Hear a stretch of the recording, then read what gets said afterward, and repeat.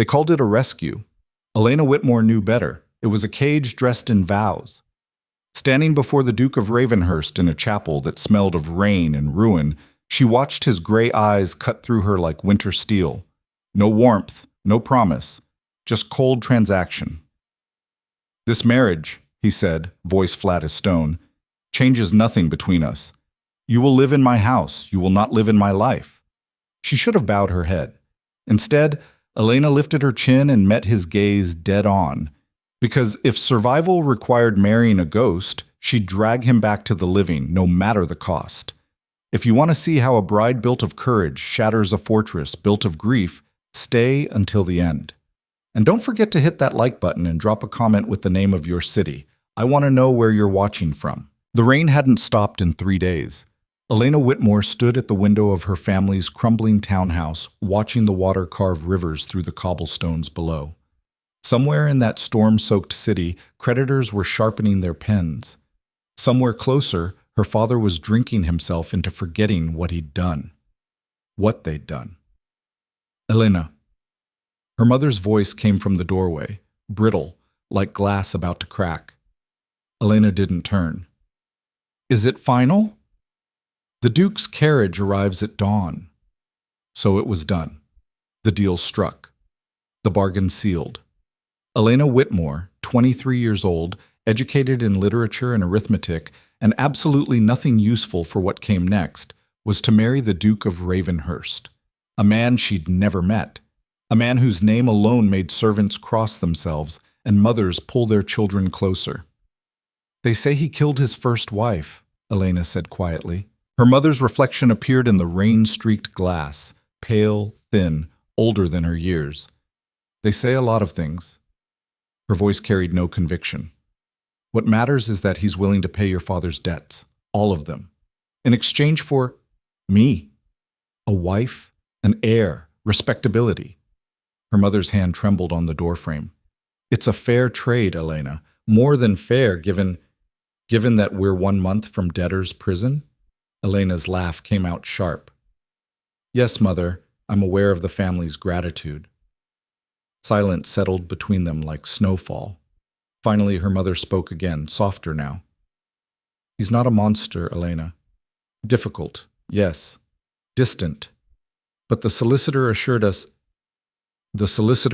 you of money. Everything else is speculation." "Then speculate in his favor." Her mother's voice hardened. "Because at dawn you'll stand beside him in the cathedral, and by sunset you'll be the Duchess of Ravenhurst, and our family will survive." She left without another word. Elena stayed at the window until the rain blurred into darkness, until the city lights became nothing but smears of gold against endless black. Somewhere out there, in an estate she'd never seen, a man waited. A duke, a widower, a stranger. Her husband. The cathedral was older than the city itself. Stone columns rose into shadow. Stained glass filtered the gray morning light into fragments of red and blue. The pews sat mostly empty. This wasn't a wedding, after all. It was a contract signing that happened to involve vows. Elena walked the aisle alone. Her father had been too drunk to stand. Her mother stayed home, claiming illness. In truth, Elena suspected shame kept her away. Shame and the fear that if she looked her daughter in the eye today, she might actually feel something. So Elena walked alone, her ivory dress borrowed, her flowers a single stem of white lily that already looked half dead. At the altar, the Duke waited. Even from a distance, he was exactly what the rumors promised. Tall, broad-shouldered, dressed in black that made him look like a shadow-given form. His hair was dark, touched with silver at the temples. His face was all hard angles, sharp jaw, high cheekbones, a mouth that looked like it had forgotten how to smile. But it was his eyes that stopped her. Gray, cold, utterly empty. He watched her approach with the expression of a man inspecting livestock. Elena's hands tightened on her lily stem. "You will not break me," she thought. "Whatever you are, whatever you've become, you will not break me." She reached the altar. He didn't offer his hand. The priest, nervous, sweating despite the chill, opened his book with shaking fingers. "Dearly beloved," abbreviated version, Father, The Duke's voice cut through the holy space like a blade. "We're not here for theater." The priest flinched. "Of course, Your Grace, if the bride and groom would join hands. Is it legally required?" Well, tradition? Legal requirement. Yes or no?" "No, Your Grace." "Then proceed." The priest cleared his throat, rushed through vows that sounded more like auction terms than promises. Elena spoke her part mechanically. The Duke's responses came flat and emotionless. When the ring slid onto her finger, cold gold too loose, she felt nothing. When the priest said, "You may kiss the bride," the Duke turned to her for the first time. Up close, she could see the details the distance had hidden, the faint scar along his jaw, the shadow of exhaustion beneath his eyes, the absolute impenetrable wall he'd built between himself and the world. "That won't be necessary," he said. Then he turned and walked out. Elena stood frozen at the altar, the priest staring in horror, the few witnesses whispering. She was married. She was a duchess. She was utterly, completely alone. The carriage ride to Ravenhurst estate took 2 hours. The Duke sat across from her, staring out the window, silent as stone. Elena tried once. "Your Grace, But the look he gave her could have frozen fire. So she sat in silence, watching the city give way to countryside, then forest, then finally the estate itself. It rose from the mist like something out of a ghost story. Ravenhurst Manor. 3 stories of gray stone and black iron. Windows like dead eyes. Walls covered in ivy that looked more like restraints than decoration. The grounds stretched empty and colorless. No gardens, no fountains, just bare earth and skeletal trees. The carriage stopped. The Duke stepped out without a word. Elena followed, her dress dragging through mud, her lily long since crushed in her grip. A line of servants waited at the entrance. 10, maybe 12, all dressed in identical gray uniforms, all standing rigid as soldiers. At the front stood a woman who could only be the head housekeeper. 50-something iron gray hair pulled back so tight it looked painful, mouth set in a line that suggested smiling was against household policy. "Your Grace," she curtsied with mechanical precision. "Welcome home." The Duke didn't acknowledge her. He walked past the entire line without a glance. The housekeeper's eyes shifted to Elena. "Mrs. Iris Bramwell," she said. "Head of household staff. You'll address me as Mrs. Bramwell. I'll show you to your quarters." "Not our quarters, not the master suite. Your quarters." Elena's stomach tightened.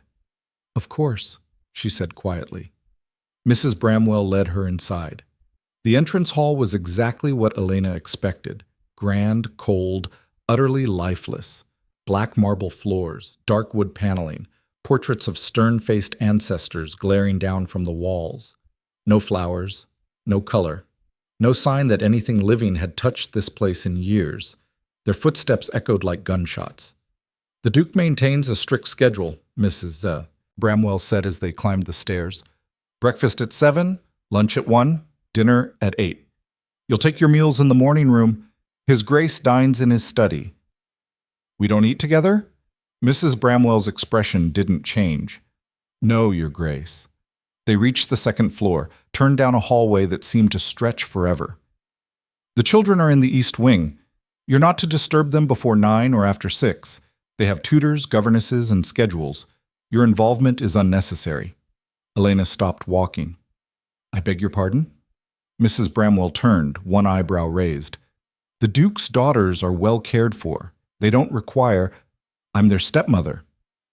"You're the Duke's wife. The children have their routines. Disruption causes distress. Or perhaps," Elena said carefully, "connection causes growth." For the first time, something flickered in Mrs. Bramwell's eyes. Not warmth, something colder. Warning. "The previous Duchess tried connection," she said softly. "It ended poorly. For everyone." She turned and continued down the hall. Elena stood frozen, that sentence echoing in her head. The previous Duchess, the dead wife, the ghost that hung over this entire house like fog. Finally, she followed. Mrs. Bramwell stopped at a door near the end of the hall, opened it to reveal a bedroom that looked more like a museum display than living quarters. Beautiful, certainly. Expensive furniture, silk curtains, a four-poster bed that could sleep five, but cold, untouched, empty. Your quarters, Mrs. Bramwell said. The Duke's chambers are in the West Wing. You'll find appropriate clothing in the wardrobe. Dinner is at 8. Don't be late. She left. Elena stood in the doorway of her new prison, listening to the silence press against her ears like water. Somewhere in this house, a man she'd married that morning sat alone. Somewhere closer, 2 children grew up without warmth.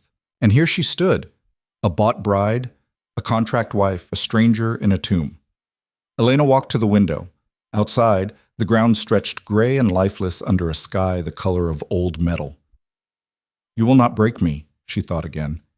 But this time, the words felt thinner. Dinner came and went in solitude. Elena sat alone in the morning room, a space that should have been cheerful with its tall windows and cream-colored walls, but instead felt like eating in a mausoleum. The food was excellent. She barely tasted it. At 9, a maid appeared to escort her back to her room. "Will I see the Duke this evening?" Elena asked. The maid's eyes widened in something like horror. "Oh no, Your Grace. His Grace retires to his study after dinner. He's not to be disturbed." "Of course not." Elena dismissed the girl and stood at her window again, watching darkness swallow the estate. This was her life now. Meals alone. Days alone. Nights alone. A wife in name only. A duchess with no power. A woman bought and paid for and shelved like an ornament. She should accept it, play the role, take the comfort and security, and never ask for more. But Elena had never been good at playing roles, and somewhere in this frozen house, 2 children were growing up the same way, alone, untouched, taught that coldness was safety. Elena thought of her own childhood. Not perfect, her father's drinking had seen to that, but there had been warmth, stories, laughter sometimes. These girls had none of that. And their father? The Duke. Her husband. The man who'd looked at her across the altar with eyes that held nothing but ice. What happened to you, Elena thought? What turned you into this? She didn't have answers, but she'd find them. Because if she was going to survive in this house, she needed to understand its master. And if she was going to do more than survive, if she was going to actually live, she'd need to do what the previous Duchess apparently failed at. She'd need to fight. The next morning, Elena woke to silence. No birdsong. No servants bustling. No sounds of life. Just silence, thick and heavy as wool. She dressed in one of the gowns from the wardrobe, dark blue, practical, elegant without being ostentatious. Brushed her hair. Looked at herself in the mirror and barely recognized the woman staring back. Duchess of Ravenhurst. It sounded like a title from a fairy tale. It felt like a sentence. She went downstairs. Mrs. Bramwell intercepted her at the bottom of the stairs. Appearing so suddenly, Elena wondered if the woman had been waiting. "Breakfast is in the morning room, Your Grace." "Where does the Duke take his breakfast?" "His study." "I'll join him there." Mrs. Bramwell's expression froze. "That's not customary." "I'm his wife. Eating with my husband shouldn't require custom." "The Duke values his privacy, Your Grace, particularly in the mornings." "Then he can tell me that himself." Elena walked past before Mrs. Bramwell could respond. The study was in the West Wing. She remembered that much from yesterday's tour. She found it easily enough, a heavy oak door at the end of a hallway lined with more grim portraits. She knocked. No answer. She knocked again. "Enter?" The voice came flat, irritated. Elena opened the door. The study was exactly what she expected. Dark wood, floor-to-ceiling bookshelves, a massive desk covered in papers and ledgers. A fire burned in the hearth, but it did nothing to warm the space. The Duke sat behind the desk, reading. He didn't look up. "Mrs. Bramwell, I told you I'm not to be—" "It's not Mrs. Bramwell." His head snapped up. For a moment, something crossed his face. Surprise, maybe? Or annoyance, before the ice resettled. "You're supposed to be in the morning room. I thought we might eat together." "We don't." "Why not?" "Because I prefer to eat alone." "Why?" His jaw tightened. "Are you always this persistent?" Are you always this isolated? Silence. The Duke set down his paper with deliberate slowness. Stood. Crossed to the fireplace, his back to her. You're in my house as part of a business arrangement, he said quietly. You'll be provided for, protected, given every comfort. In exchange, you'll fulfill certain duties when the time comes. Beyond that, we have no obligations to each other. Except we're married. Legally. Not emotionally. Elena's hands clenched at her sides. And your daughters? Are they part of this business arrangement too? His shoulders stiffened. My daughters are none of your concern. I'm their stepmother. You're a stranger in their home. He turned, and the look in his eyes stopped her cold. They've had enough disruption, enough change, enough women coming into their lives promising warmth and delivering nothing but pain.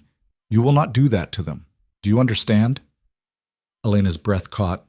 There it was. The wound beneath the ice. The scar beneath the armor.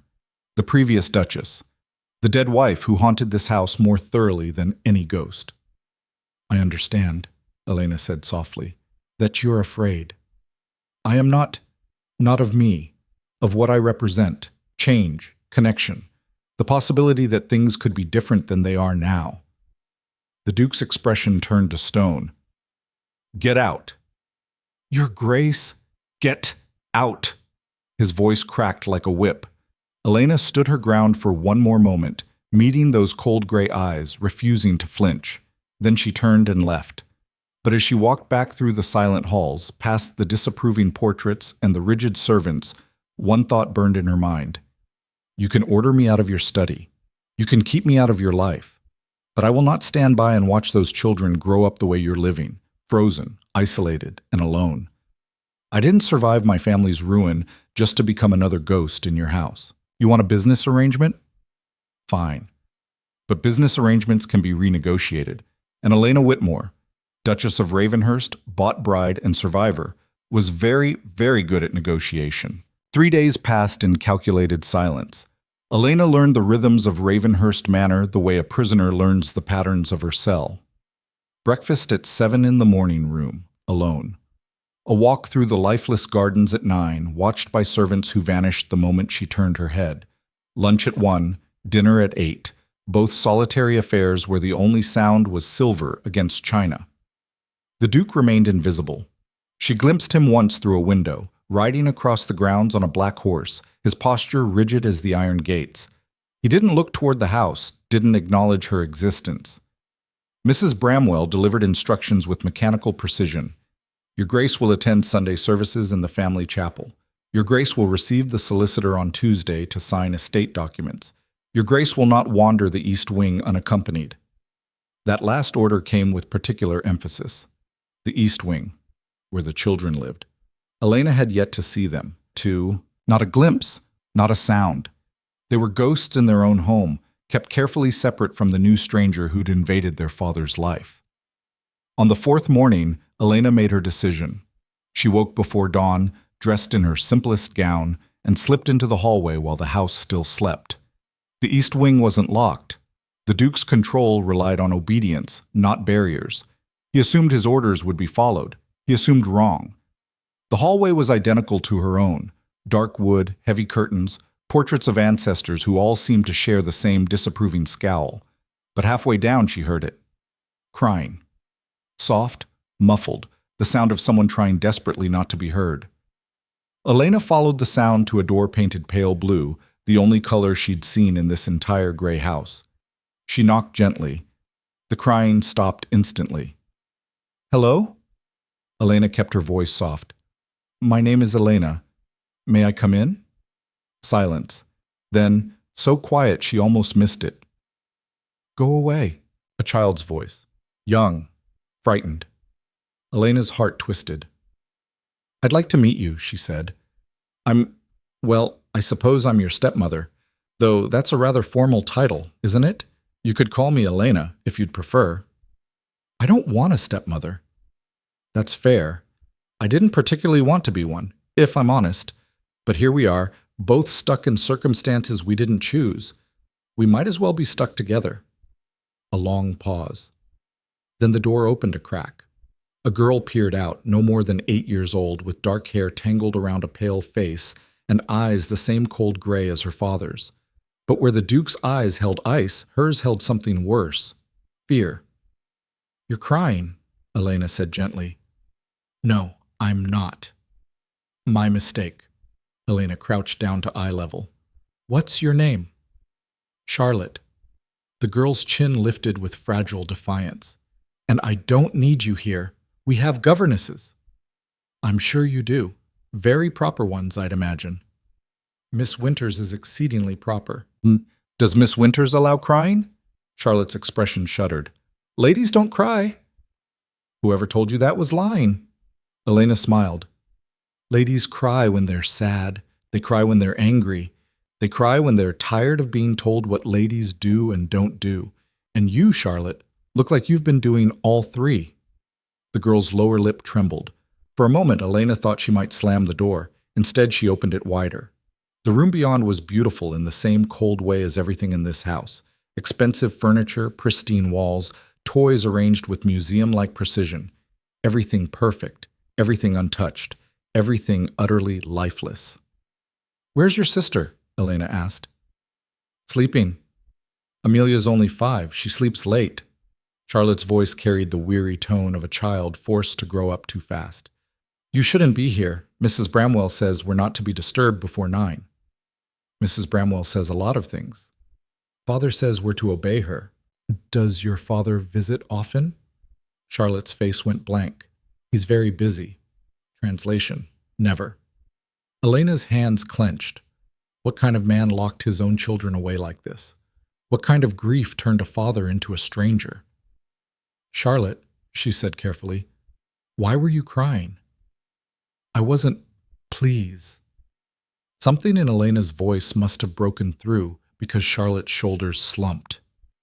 "It's Mother's birthday," she whispered. "She would have been 34. I tried to tell Father, but he was in his study, and Mrs. Bramwell said he's not to be disturbed, and I know I shouldn't care because she's been gone 3 years, but I do care, and I can't stop, and—" Her voice cracked. Elena didn't think. She just moved forward and wrapped the girl in her arms. Charlotte stiffened for a heartbeat. Then she collapsed into the embrace, sobbing with the kind of desperate, ragged grief that came from years of holding back. "It's all right," Elena murmured. "It's all right to miss her. It's all right to cry. It's all right to remember. Father says we shouldn't speak of her."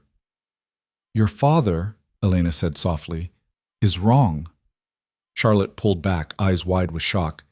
"You can't say that." "I just did." "But he's the Duke. He's a man who's in pain, and pain makes people say terrible things, do terrible things, build walls so high they forget what it's like to feel anything at all." Elena brushed tears from Charlotte's cheeks. "But that doesn't make him right. You have every right to remember your mother, to love her, to grieve her." "Miss Winters says grief is self-indulgent." "Miss Winters," Elena said flatly, "sounds like a profoundly unhappy woman." For the first time, something that might have been a smile flickered across Charlotte's face. "She is rather grim. Grim seems to be the prevailing aesthetic in this house." "What does aesthetic mean?" "The way things look and feel. And frankly, darling, this place feels like a tomb." Charlotte's smile grew. "Mrs. Bramwell would faint if she heard you say that. Then we'll have to be very careful not to let her hear." The girl's expression turned serious. "Why are you being kind to me?" The question hit Elena harder than it should have. This child was so starved for warmth that simple kindness felt suspicious. "Because kindness doesn't require a reason," Elena said. "And because I know what it's like to feel alone in a house full of people." Charlotte studied her with those 2 old eyes. Then, cautiously, "Would you like to meet Amelia?" "I'd love to." The younger girl was indeed still sleeping, a tiny figure buried in blankets, blonde curls spread across her pillow like spilled sunlight. When Charlotte gently woke her, she blinked up at Elena with eyes the color of summer sky. "Who's that?" she mumbled. "Our new stepmother," Charlotte said. "Her name is Elena." Amelia sat up, suddenly alert. "Like in the story?" "What story?" The princess who fought dragons? Charlotte rolled her eyes. That's not what Cinderella does. Not Cinderella. The other story, the one Mother used to tell. Amelia turned to Elena. Do you fight dragons? Elena smiled. I've fought a few. Really? Metaphorical ones mostly. What is it means not real dragons, but just as dangerous. Amelia's eyes went wide with delight. Tell me about them. And so Elena did. She sat on the edge of the bed and told them about creditors who circled like vultures, about maintaining dignity when the world crumbled, about small acts of defiance that felt like battles won. She made it a story, made it an adventure, made these two grief-locked children laugh. The sound was extraordinary, like music in a house that had forgotten melody existed. They were still laughing when the door flew open and Mrs. Bramwell stood in the doorway, face white with fury. What is the meaning of this? Elena stood slowly. I'm visiting with the children. You were expressly forbidden. I was told not to disturb them. They're not disturbed. They're happy. There's a difference. Mrs. Bramwell's voice dropped to ice. The Duke will hear of this. Excellent. I'd like to speak with him anyway. Girls, go to the schoolroom. Now. Charlotte and Amelia scrambled to obey, but Charlotte glanced back at Elena with something that might have been hope. Elena nodded. It's all right. I'm not going anywhere. The children disappeared down the hall. Mrs. Bramwell stepped inside and closed the door. When she spoke, her voice was soft, deadly. You don't understand what you're doing. I'm spending time with my stepdaughters. You're disrupting a carefully maintained balance. You mean you're maintaining their isolation? I mean, Mrs. Bramwell said sharply, I'm protecting them from another woman who thinks she can waltz in and play mother. I'm not playing anything. The last Duchess thought that too. The housekeeper's eyes glittered with something ugly. She thought she could change things, bring warmth, make this family whole again. Do you know what happened? Elena's stomach tightened. She died. She destroyed this house first, filled those girls' heads with stories and promises, made them believe things could be different, made the Duke believe it too. And when it all came crashing down, Mrs. Bramwell's voice cracked. Those children screamed for her for months. The Duke locked himself in his study for a year. This entire estate nearly collapsed. So your solution is to let them grow up empty, cold, alone? My solution is to prevent another catastrophe. By turning children into ghosts? By protecting them from hope? The words came out harsh, raw. Hope is what kills people in this house, Your Grace. Hope is what makes the fall so much worse when it inevitably comes. Better they learn early. Better they adapt. Better they survive. Elena stared at this woman who wore cruelty like armor and called it protection. You're wrong, she said quietly. I've been running this house for 20 years. And you've spent those years building a prison. A beautiful, expensive, suffocating prison. And now you're angry because I'm trying to open a window. Windows, Mrs. Bramwell said coldly. Let in storms. She turned and left. Elena stood alone in the children's room, her heart pounding, her hands shaking. She'd made an enemy, but she'd also made a promise. And Elena Whitmore didn't break promises. The confrontation with the Duke came that evening. Elena was in the library, the one room in the house she'd claimed as her own, filled with books that actually looked red, when the door slammed open. The Duke stood in the doorway, fury radiating from every line of his body. You went to the East Wing. Elena set down her book. I did. After being explicitly told not to. I was told not to disturb the children. I didn't disturb them. I comforted one who was crying. Charlotte doesn't cry. She does. She just hides it from you. His jaw clenched. You had no right. I'm their stepmother. I have every right. You're a stranger. Then introduce us properly. Elena stood, her own anger rising. Or is that too much connection for your carefully controlled house? My house operates on order. Your house operates on isolation. There's a difference. You don't understand, Jessa. Then explain it to me. Her voice cracked like thunder. Explain why two beautiful, intelligent little girls are being raised like museum exhibits. Explain why they're not allowed to grieve their mother.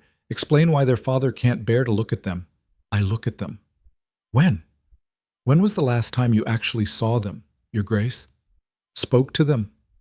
Held them? Elena's voice softened, turned dangerous. When was the last time you acted like their father instead of their warden? The Duke's face went white. For a moment she thought he might strike her. Instead, he went utterly still. You know nothing about being a parent. You're right, I don't.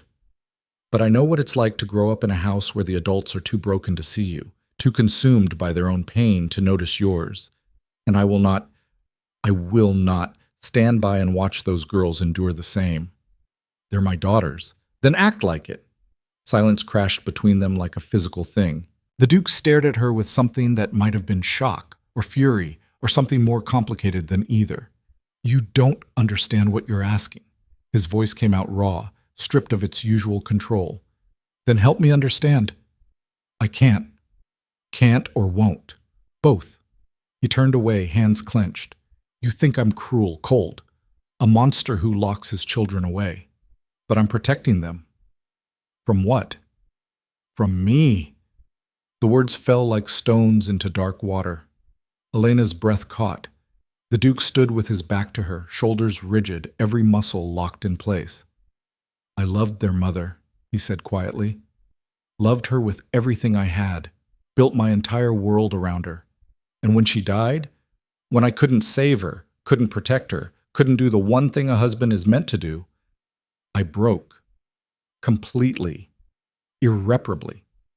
And in that breaking, I became something those girls don't need. They need their father.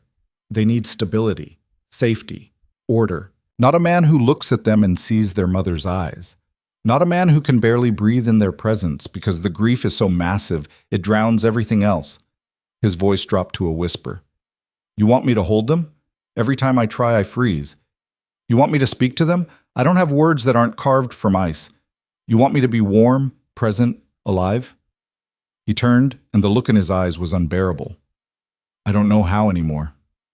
Elena stood frozen, her anger crumbling into something that felt dangerously like compassion. This wasn't cruelty. This was a man drowning in grief so profound he'd convinced himself that distance was mercy. You're wrong, she said softly. I'm realistic. You're terrified. Of course I'm terrified. His control shattered. I'm terrified that if I let myself feel anything, I'll fall apart completely. I'm terrified that if I get close to them, I'll fail them the way I failed their mother. I'm terrified that if I open even one door in this locked-down house, everything will come flooding back and I won't survive it a second time. So instead, you've built a tomb. I've built safety.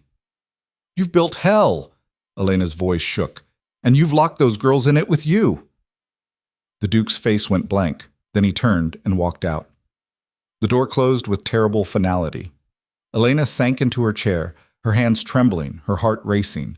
She'd pushed too far, said too much, cracked open wounds that should have stayed buried, but she couldn't regret it, because now she understood. The Duke wasn't a monster. He was a man so broken by loss that he'd convinced himself numbness was strength, that isolation was protection, that the only way to keep his daughters safe was to keep them at arm's length, and that lie was killing all of them slowly. Elena had come to this house expecting a villain. Instead, she'd found a tragedy, and tragedies, she was learning, were so much harder to fight than monsters. The next week unfolded in careful warfare. Elena continued her morning visits to the East Wing. Charlotte and Amelia began to wait for her, eyes bright, smiles genuine. They told her about their lessons, mathematics and French and deportment, all taught with rigid precision and zero joy. So Elena brought stories. She told them about the city, about markets and street performers and the beautiful chaos of life beyond these walls. She told them about books she'd read, plays she'd seen, dreams she'd had before this house swallowed her whole. And slowly, carefully, she began to teach them something their governesses never had: how to laugh at themselves, how to ask questions, how to be curious instead of compliant. The servants noticed. Their disapproval radiated like heat from coals. Mrs. Bramwell's interventions became more frequent, more pointed. The girls have lessons, Your Grace. The girls must maintain their schedules. The girls cannot be indulged. Elena smiled politely and ignored every word. The Duke remained invisible. She saw him occasionally through windows, always distant, always alone, always moving through his estate like a ghost haunting his own life. He didn't confront her again, but she felt his awareness like pressure against her skin. He knew what she was doing, knew she was defying his orders, knew she was slowly, deliberately dismantling the walls he'd spent years building. He just didn't know how to stop her. On the 8th day, Elena made her boldest move yet. She was in the morning room when she heard it, voices raised in the entrance hall, Mrs. Bramwell's crisp commands, a man's protests, the sound of someone being forcibly removed. Elena set down her tea and went to investigate. A man stood in the entrance hall, middle-aged, rough clothes, cap twisted in his hands. 2 footmen held his arms while Mrs. Bramwell stood before him like a wall. "Told you already? The Duke does not accept petitions." "My daughter is dying," the man's voice cracked. "The quarry floor collapsed. She's trapped in the hospital, and I can't pay the surgeon." "Then you should have saved your wages more carefully. I work 16 hours a day in His Grace's quarry. There's nothing left to save." "That is not the Duke's concern." "What's happening here?" Elena's voice cut through the hall like a blade. Everyone froze. Mrs. Bramwell's expression went cold. "A worker making unreasonable demands, Your Grace. It's being handled." Elena looked at the man, saw the desperation in his eyes, the dirt under his nails, the exhaustion carved into every line of his face. "What's your name?" "Thomas Garrett, Your Grace." He tried to bow, hampered by the footman still gripping his arms. "I work the North Quarry. My daughter Sarah, she's 12. She was bringing me lunch when the scaffolding gave way." "Let him go." Mrs. Bramwell stiffened. "Your Grace, I said let him go." The footman released him reluctantly. Elena stepped closer. "Tell me what happened." The story came out in fragments. A quarry with inadequate safety measures. A collapse that injured 3 workers. A 12-year-old girl crushed beneath fallen stone, now lying in the county hospital with broken bones and internal injuries the surgeons couldn't treat without payment. "How much does the surgeon need?" Elena asked. £50, Your Grace. "I know it's a fortune. I know I've no right to ask, but she's all I have left since my wife passed. And if she dies—" His voice broke. Elena made her decision in a heartbeat. "You'll have the money." Thomas Garrett stared at her. "Your Grace?" £50 for the surgeon, and I want the quarry conditions inspected. If they're as unsafe as you described, they'll be corrected." "You can't promise that," Mrs. Bramwell said sharply. Elena turned to her. "I can, and I will. You have no authority over estate operations. I'm the Duchess. I have whatever authority I claim. The Duke will never approve. Then he can reverse it when he hears about it. But in the meantime, a little girl gets treatment and a father doesn't watch his daughter die because we were too concerned with protocol to act." Mrs. Bramwell's face went white with fury. "You're overstepping." "I'm acting. There's a difference." Elena turned back to Thomas Garrett. "Go to the hospital. Tell the surgeon the Duchess of Ravenhurst will cover all expenses. I'll have the funds sent within the hour." The man stared at her like she'd grown wings. Then he dropped to his knees. "Your Grace, I don't have words." "Then don't use them. Go to your daughter." He stumbled to his feet, tears streaming down his face, and fled. Elena turned to find every servant in the hall staring at her with expressions ranging from shock to horror. Mrs. Bramwell stood frozen, her control finally cracking. "You've just declared war on this entire household." "No," Elena said quietly. "I've just declared that I won't stand by and watch people suffer when I have the power to help. If that's war, so be it." She walked back to the morning room, her heart pounding, her hands shaking. She'd done it. Made the choice. Taken the stand. Crossed the line from passive wife to active force. And somewhere in his study, she knew the Duke would hear about it. The question was, what would he do? The answer came at dinner. Elena was alone in the morning room, picking at her food, when the door opened. The Duke stood in the doorway. He looked like something carved from stone in rage. "Explain," he said quietly, "what you think you're doing." Elena set down her fork. Helping a man save his daughter's life. With my money. With our money, I'm your wife. That makes it mine too.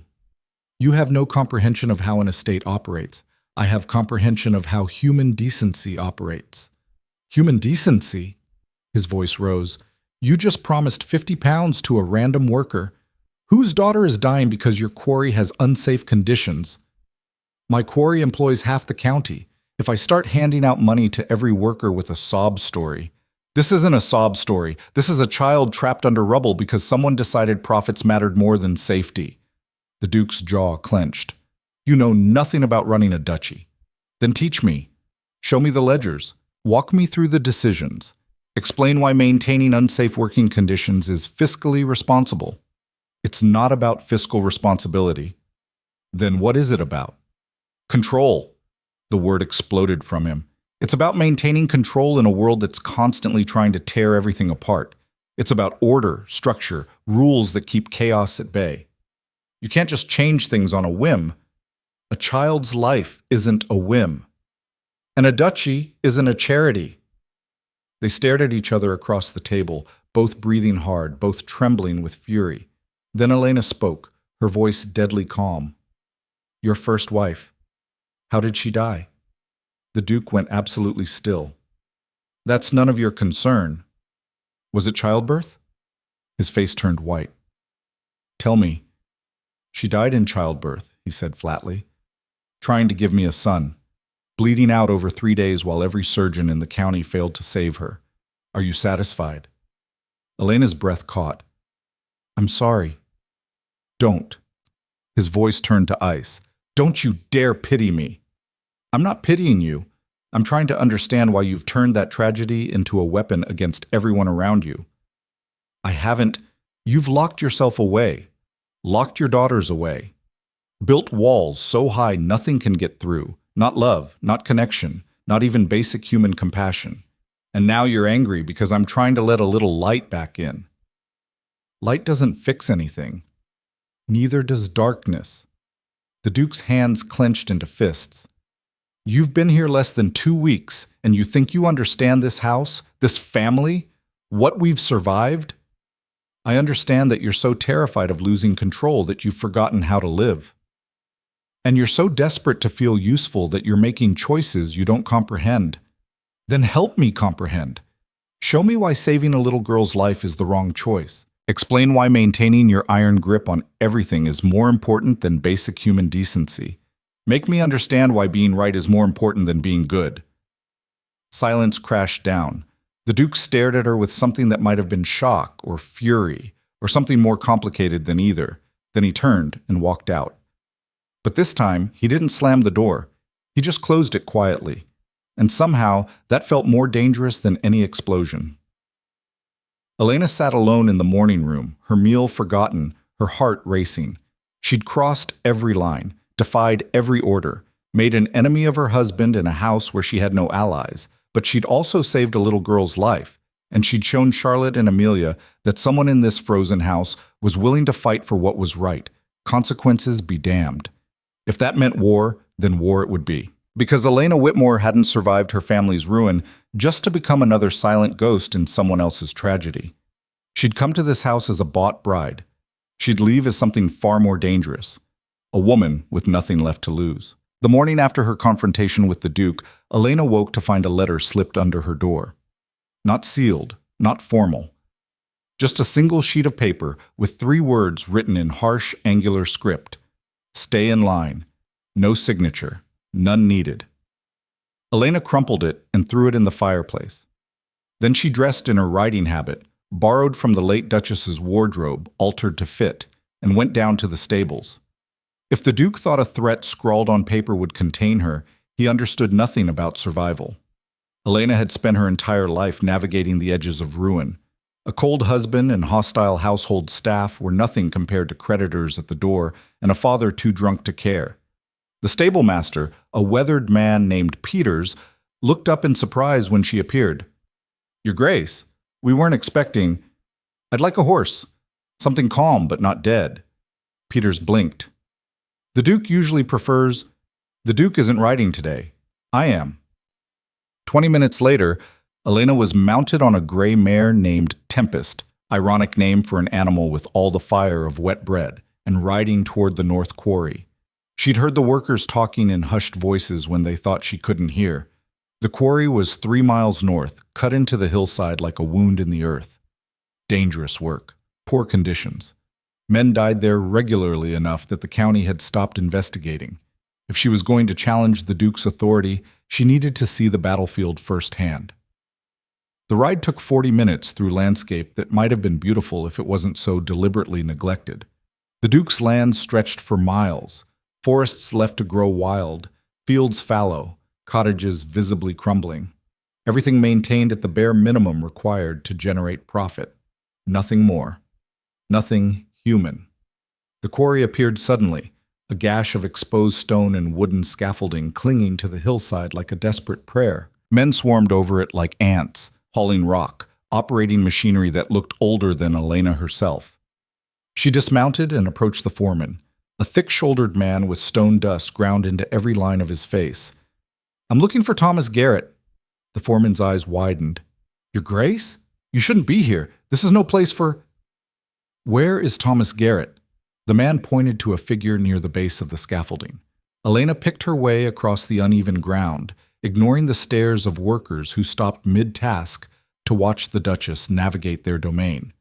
Thomas saw her coming and went pale. "Your Grace, I meant to send word. My daughter, she's recovering. The surgeon says she'll walk again. I can never repay—" "I'm not here for repayment." Elena looked up at the scaffolding. "I'm here to see where the accident happened." "Oh no, Your Grace, you can't go up there. It's not safe." "That's rather my point." She started climbing before he could stop her. The scaffolding groaned under her weight. Rotted wood, frayed rope, joints held together with hope and habit. Elena climbed carefully, testing each board, her heart hammering as the ground fell away beneath her. At the second level, she found what she was looking for. The collapse point, wood splintered like broken bones, support beams that had given way under weight they were never designed to bear. And everywhere, signs of neglect. Repairs done with scrap materials, safety measures ignored, corners cut in the name of efficiency. A worker edged closer, a boy no older than 15. "Begging your pardon, Your Grace, but you really shouldn't—" "How many accidents have there been this year?" The boy's throat worked. I don't— "The truth. Please." 7 that needed the surgeon, 2 that didn't make it to morning. His voice dropped. "We petitioned the foreman 6 months back, asked for new scaffolding, proper safety rails, inspections. He said the Duke don't spend money on comfort." "The Duke said that?" "No, ma'am. The estate manager did. Said His Grace's orders were to maintain profit margins. Everything else was extra." Elena's hands clenched on the rail. "What's the estate manager's name?" "Mr. Cunningham, Your Grace. He oversees all the Duke's business operations." A new player. A new target. Elena climbed down carefully, her mind racing. The Duke might be distant and cold, but he spent his days locked in his study working on something. What if he didn't know? What if his precious control was actually ignorance wrapped in isolation? What if the real enemy wasn't the Duke at all, but the men who ran his empire while he drowned in grief? At the bottom, Thomas Garrett waited with panic written across his face. "Your Grace, if the foreman reports this to the estate manager—" "Let him." Elena brushed stone dust from her skirt. "In fact, I insist on it. I want a meeting with Mr. Cunningham, today." "Your Grace, he won't. Women don't. The Duke himself barely sees him." Then it's time for a change. She rode back to the manor with purpose burning in her chest. The Duke wanted her to stay in line? Fine. She'd draw him a new one. Mr. Cunningham arrived at 3 o'clock, summoned by a message Elena sent under her own seal. He was exactly what she expected. 50-something, expensively dressed, carrying himself with the confidence of a man who'd spent decades managing other people's wealth and assumed it made him untouchable. Mrs. Bramwell showed him to the drawing room where Elena waited. "Your Grace." He bowed with just enough deference to be proper and just enough condescension to be insulting. "I must confess surprise at your summons. Estate business is typically handled through the Duke." "The Duke is occupied. I'm not." Elena gestured to a chair. Please sit. He remained standing. With respect, Your Grace, I have appointments in the city. Cancel them. His eyebrows rose. I'm afraid that's not.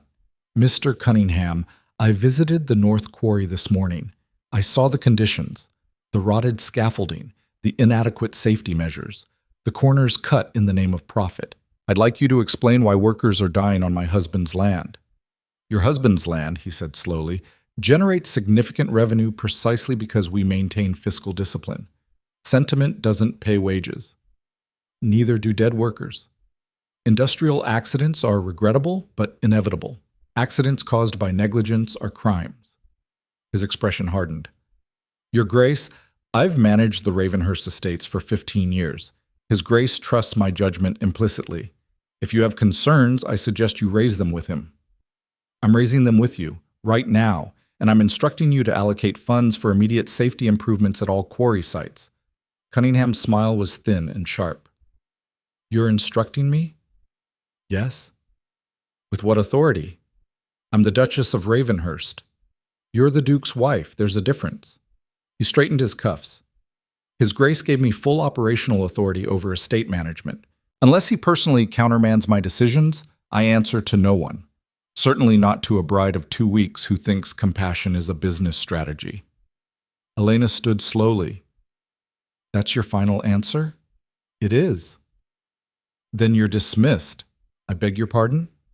From your position, effective immediately. Cunningham stared at her. Then he laughed, a cold, ugly sound. You can't dismiss me. I just did. You have no legal authority. I have my husband's name, his title, and his seal. That's all the authority I need. Elena's voice dropped to ice. You've spent 15 years running this estate like your personal kingdom, while the Duke locked himself away in grief. You've cut corners, ignored safety, prioritized profit over lives, and assumed no one would ever call you to account. That ends now. His Grace will never uphold this. Then let him reverse it, but until he does, you're done. Cunningham's face went white with rage. You're making a catastrophic mistake. I've been making those all week. I'm getting quite good at them. The Duke will destroy you for this. He's welcome to try. For a long moment, they stared at each other, a battle of wills across a drawing room that suddenly felt like a courtroom. Then Cunningham turned and walked out.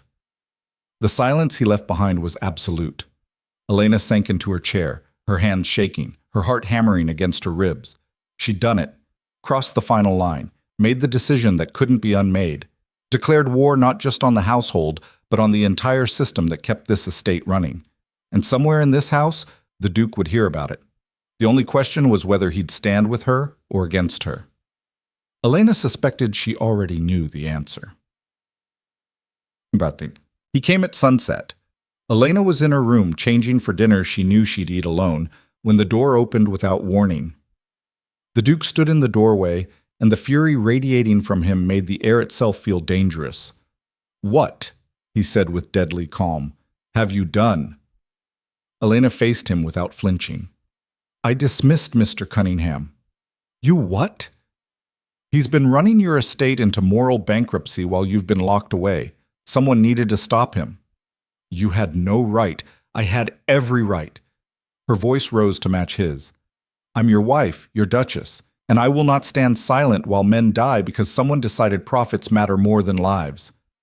Cunningham manages the entire estate. Cunningham is a parasite who's been bleeding your holdings dry while maintaining just enough profit to keep you from asking questions. You know nothing about estate management. I know that workers are dying. I know that safety measures are being ignored. I know that your name is attached to an operation that treats human beings like disposable tools. Elena stepped closer, fury burning away caution. You want to hide in your study and pretend the world doesn't exist? Fine. But don't you dare lecture me about management when you've abdicated every responsibility except signing papers men like Cunningham put in front of you. The Duke's jaw clenched.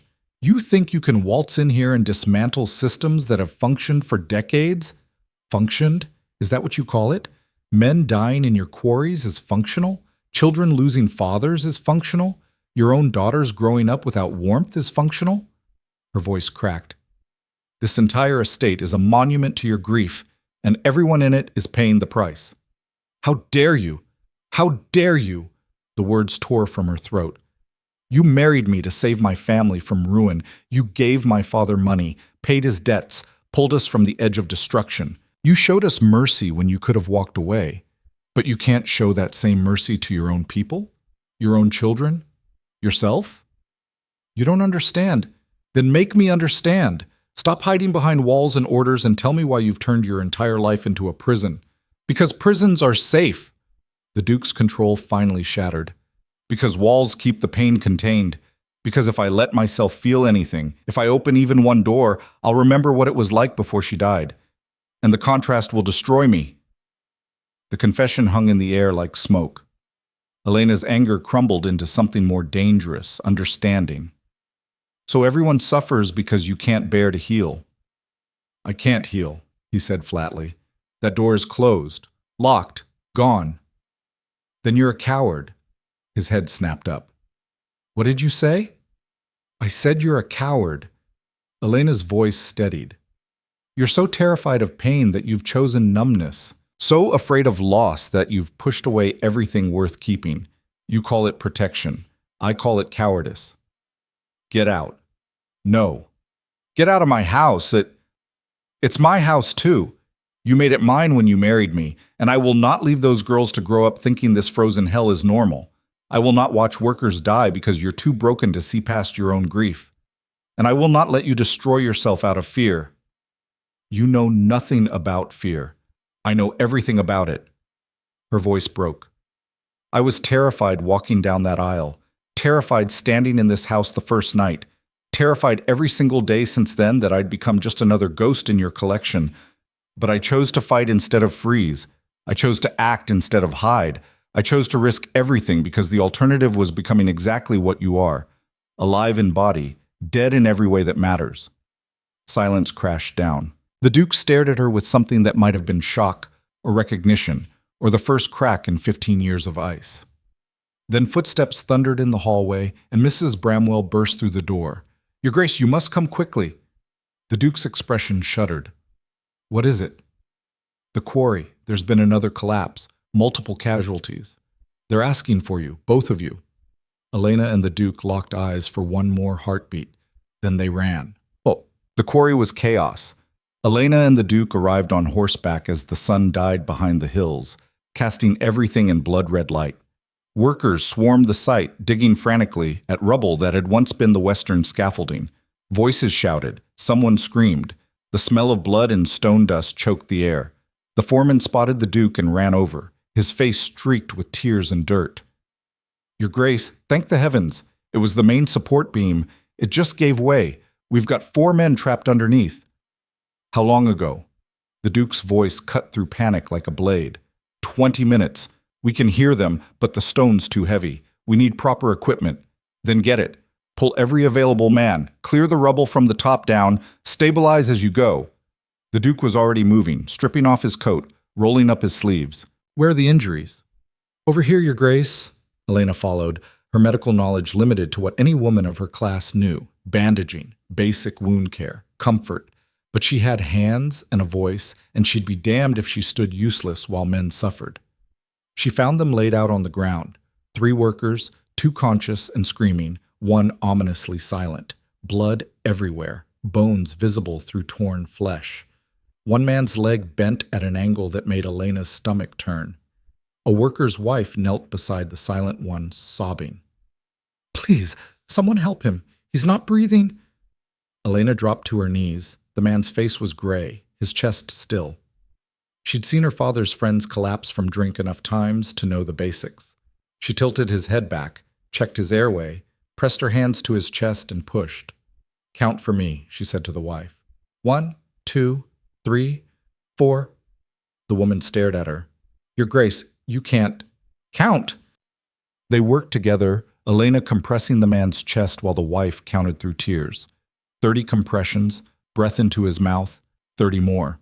Around them, men shouted and dug and bled. The Duke worked alongside them, hauling stone, directing efforts, his expensive clothes ruined, his hands bleeding, his face set in lines of absolute focus.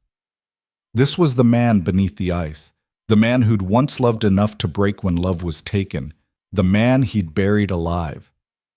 Elena pushed harder on the unconscious worker's chest. "Come on, come on!" A shudder, a cough. The man's eyes fluttered open. The wife screamed, relief, not grief, and collapsed over him, sobbing. Elena sat back, her hands shaking, her dress soaked with blood that wasn't hers. One saved. How many more still trapped? A shout went up from the rubble. "We've got movement! I can see a hand!" The Duke was there instantly, directing the dig, his voice carrying absolute authority. This was what he'd been trained for: command, control, crisis management. But here, in the dirt and blood and chaos, it wasn't about control. It was about saving lives.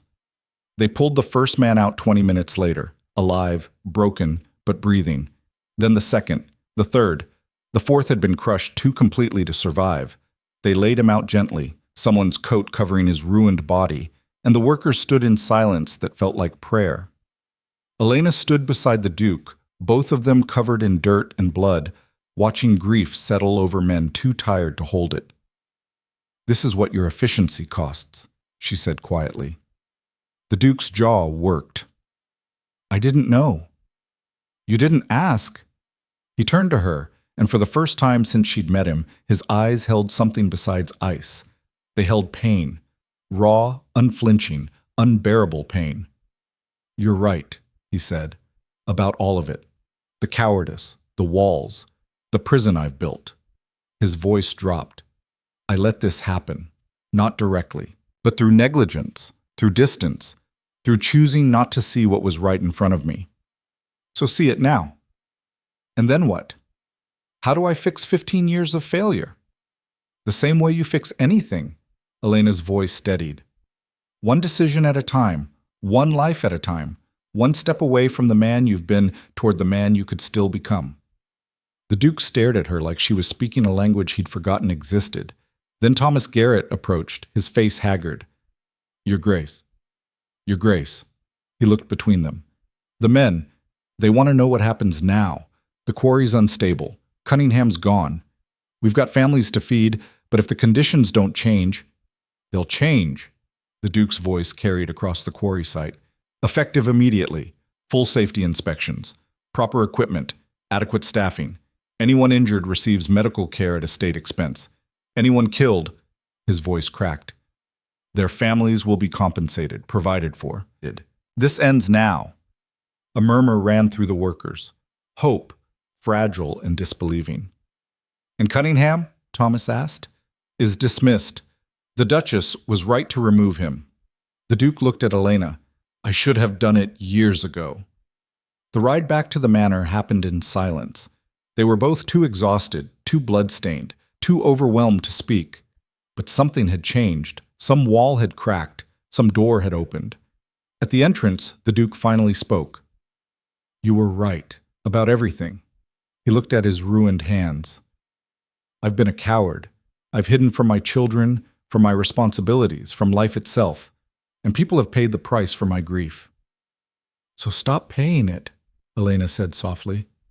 "Start living." "I don't remember how." "Then learn. The way your daughters are learning. The way I'm learning." She touched his arm gently. "We're all broken here. The question is whether we stay that way." The Duke looked at her, really looked, for the first time since their wedding day. "Why do you care?" he asked. "You could have taken the comfort, the security, the title, and ignored everything else. Why fight so hard for a house that's given you nothing but resistance?" Elena smiled, tired and true. "Because someone has to. And because I've discovered I'm very bad at accepting prisons." "Even beautiful ones?" "Especially beautiful ones. They're the most dangerous kind." For a moment, something that might have been a smile flickered across the Duke's face. Then Mrs. Bramwell appeared in the doorway, her expression unreadable. "Your Grace, your Graces." She looked at their ruined clothes, their blood-stained hands. "The children heard about the collapse. They're asking for you." The Duke went rigid. "Tell them I'll see them tomorrow." "No." Elena's voice was firm. You'll see them now. I can't. Yes, you can. You just walked into hell and pulled men from rubble. You can walk upstairs and face your daughters. That's different. It's exactly the same. Elena took his hand, blood-stained and trembling. Come with me. And for the first time in 3 years, the Duke let himself be led toward the East Wing, toward his children, toward the possibility that some prisons could be unlocked from the inside. Charlotte and Amelia waited in the hallway, both in nightgowns, both wide-eyed with fear. When they saw their father, covered in blood and stone dust, his face carved with exhaustion, Charlotte gasped. Father, you're hurt. I'm fine. His voice came out rough. There was an accident at the quarry. We've been helping the injured. We? Amelia's eyes found Elena. You were there too? We both were, Elena said gently. The girls stared at them, this blood-stained pair, this broken Duke and his defiant Duchess, and something in their expressions shifted. Charlotte stepped forward, hesitated, then wrapped her arms around her father. The Duke froze. For a heartbeat, Elena thought he might pull away, retreat back into ice, slam the door that had just begun to open. Instead, slowly, so slowly, his arms came up, and he held his daughter. Charlotte burst into tears. I thought you were dead. Mrs. Bramwell said it was bad, and I thought, I'm here. The Duke's voice cracked. I'm right here. Amelia joined them, and suddenly the Duke was kneeling in the hallway, both girls clinging to him, all 3 of them crying. Elena stepped back, her own tears blurring the scene. This was what she'd been fighting for. This moment, this connection, this proof that even the coldest hearts could thaw when someone refused to accept the ice. Mrs. Bramwell stood in the shadows, her expression unreadable. Then she turned and walked away. The Duke stayed with his daughters until they fell asleep. Then he found Elena in the library, staring into the fire, still wearing her ruined dress. Thank you, he said quietly. For what? For refusing to let me stay buried. Elena smiled. You're welcome. He stood in the doorway, this man who'd been a stranger, an enemy, a fortress she'd been trying to breach, and for the first time he looked almost human. This doesn't fix everything, he said. I know. I'm still broken, still scared, still... I know. Elena's voice was gentle. But broken things can heal, if they're brave enough to try. The Duke was silent for a long time. Then he nodded and left. Elena sat alone in the firelight, exhausted, blood-stained, triumphant. She'd won a battle today, but the war was far from over, and somewhere in the shadows of Ravenhurst Manor, secrets still waited, truths still buried, a past that hadn't finished haunting them yet. The changes came slowly at first, then all at once. Within a week, the Duke had hired a new estate manager, a younger man named Hartford, who'd worked his way up from quarry supervisor and understood safety wasn't an expense, but an investment. The scaffolding at the North Quarry came down, rebuilt properly with materials that didn't crumble under pressure. Workers who'd spent years dodging death started coming home to their families intact. And in Ravenhurst Manor, something even more remarkable began to happen. The Duke started eating breakfast with his daughters. Elena discovered it by accident on the 5th morning after the collapse. She'd woken early, dressed, and headed to the morning room only to find it empty. When she asked a passing maid, the girl's eyes went wide. They're in the family dining room, Your Grace. His Grace and the young ladies. Mrs. Bramwell nearly fainted when he requested the table set for 4. Elena found them there, the Duke at the head of the table, Charlotte and Amelia on either side, all 3 working through eggs and toast with the careful attention of people relearning how to be a family. The girls chattered about their lessons while their father listened with an expression that wasn't quite warmth, but wasn't ice either. Something in between, something learning. He looked up when Elena entered, and for a moment their eyes met. We saved you a seat, he said quietly. It wasn't an apology. Wasn't a declaration, just an acknowledgement that she belonged at this table as much as anyone. Elena sat down, and for the first time since entering this house, breakfast didn't taste like duty. It tasted like possibility. But Ravenhurst Manor had spent years perfecting its resistance to change, and not everyone welcomed the thaw. Mrs. Bramwell's disapproval radiated through the household like cold fog. She maintained her rigid efficiency, but Elena caught the looks, sharp, assessing, waiting for failure. The other servants followed her lead, performing their duties with mechanical precision while making it clear their loyalty lay with the old order, not the new. And then there was the matter of the previous Duchess. Her ghost hung over everything. Her portrait in the main hall, young, beautiful, smiling with a warmth that made the current occupants look like shadows. Her belongings still filled the master bedroom that the Duke had sealed off 3 years ago. Her memory woven so deeply into the fabric of this house that removing it felt like pulling threads from a tapestry. Elena tried not to think about her. Tried not to compare herself to a dead woman who'd clearly been everything Elena wasn't. Graceful, beloved, comfortable in this world of titles and estates. But late at night, alone in her room, Elena wondered what had really happened to the first Duchess of Ravenhurst. The official story was childbirth. 3 days of labor, complications the surgeons couldn't fix, a slow and agonizing death that destroyed the Duke's capacity for joy. But something about it didn't fit. The way Mrs. Bramwell's face went blank when the subject arose, the way the Duke flinched at any mention of his late wife's name, the way the household tiptoed around the past like it was a minefield rather than a memory. Elena was still puzzling over it when the letter arrived. It came on a Tuesday morning, delivered by a writer who refused to give his name. The envelope was expensive, sealed with wax but no crest, addressed simply to the Duchess of Ravenhurst. Elena opened it in the library, her hand steady, her instinct screaming danger. The message inside was brief. Your Grace, there are matters concerning the late Duchess that deserve illumination. If you seek truth, come to the Rose and Crown Inn, Ashford Village, Thursday at noon. Come alone. A friend to justice. No signature, no explanation. Elena read it 3 times, her heart pounding. This could be a trap, a scheme. Someone trying to exploit the household tensions for their own gain. Or it could be exactly what it claimed, someone with information about the past that the Duke had locked away. She should show it to her husband, ask his counsel, move forward with transparency and trust. Instead, Elena folded the letter, slipped it into her pocket, and made plans to ride to Ashford on Thursday. Some truths couldn't be unearthed with permission. Thursday dawned cold and gray, the kind of weather that matched Ravenhurst's permanent mood.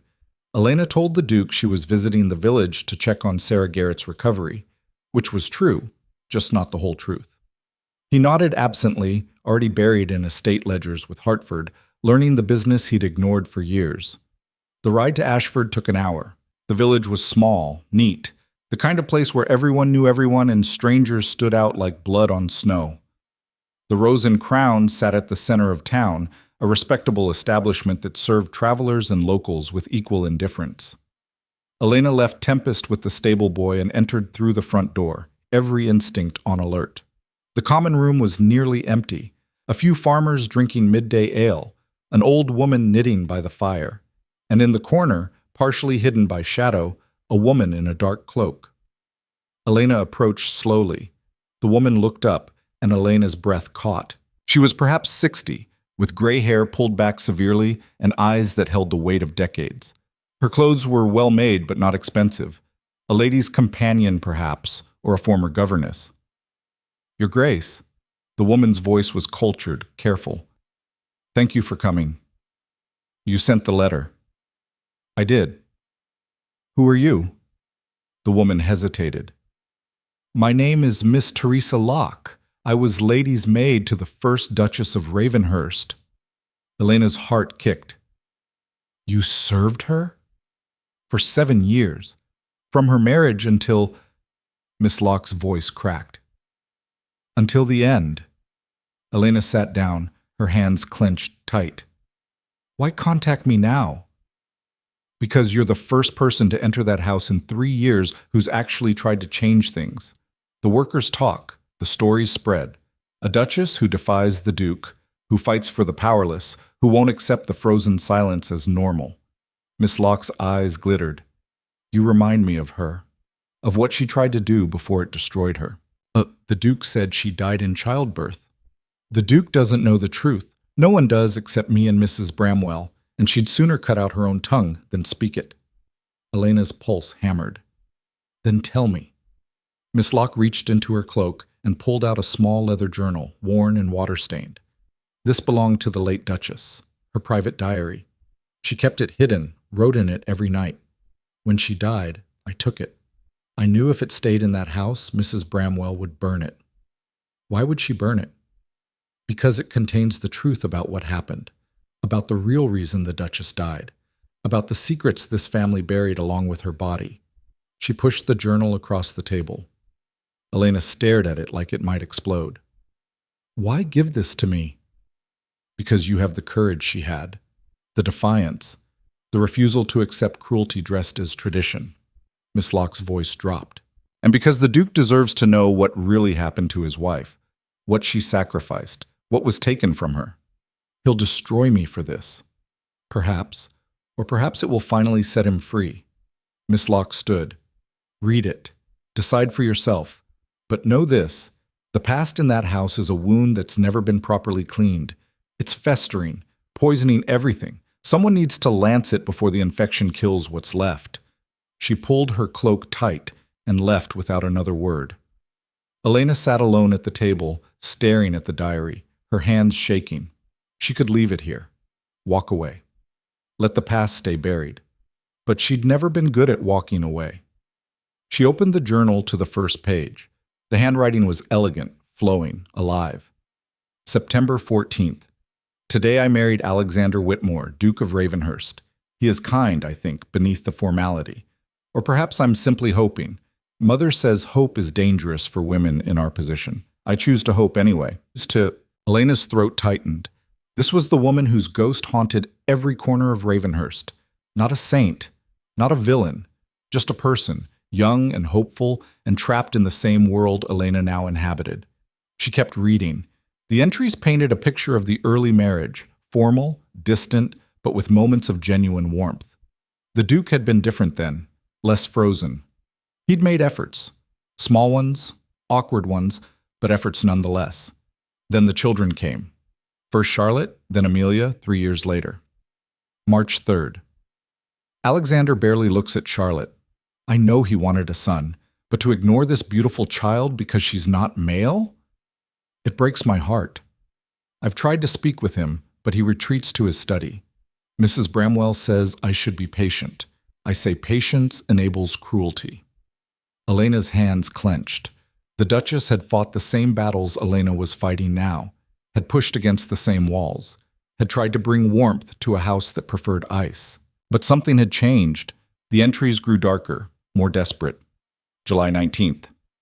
I'm with child again. Alexander is pleased. He still hopes for his heir. But I'm terrified. The physicians say my health is fragile, that another pregnancy could be dangerous. I tried to tell him, but he doesn't listen. He never listens. Mrs. Bramwell says it's my duty. Duty. As if duty should require my life. Elena's blood ran cold. She flipped forward faster, watching the handwriting grow shakier, the entries shorter. October 2nd. The pains have started. Too early. The baby isn't due for another month. I'm so frightened. I sent for the surgeons, but Alexander won't come. He's locked in his study and Mrs. Bramwell says I shouldn't disturb him with women's matters. Women's matters. I'm dying, and it's a matter. October 3rd. The bleeding won't stop. The surgeons say the baby is positioned wrong, that they need to operate, but I'm too weak. Alexander finally came. He looked at me like I was already gone, like my death was inevitable and he'd already begun grieving.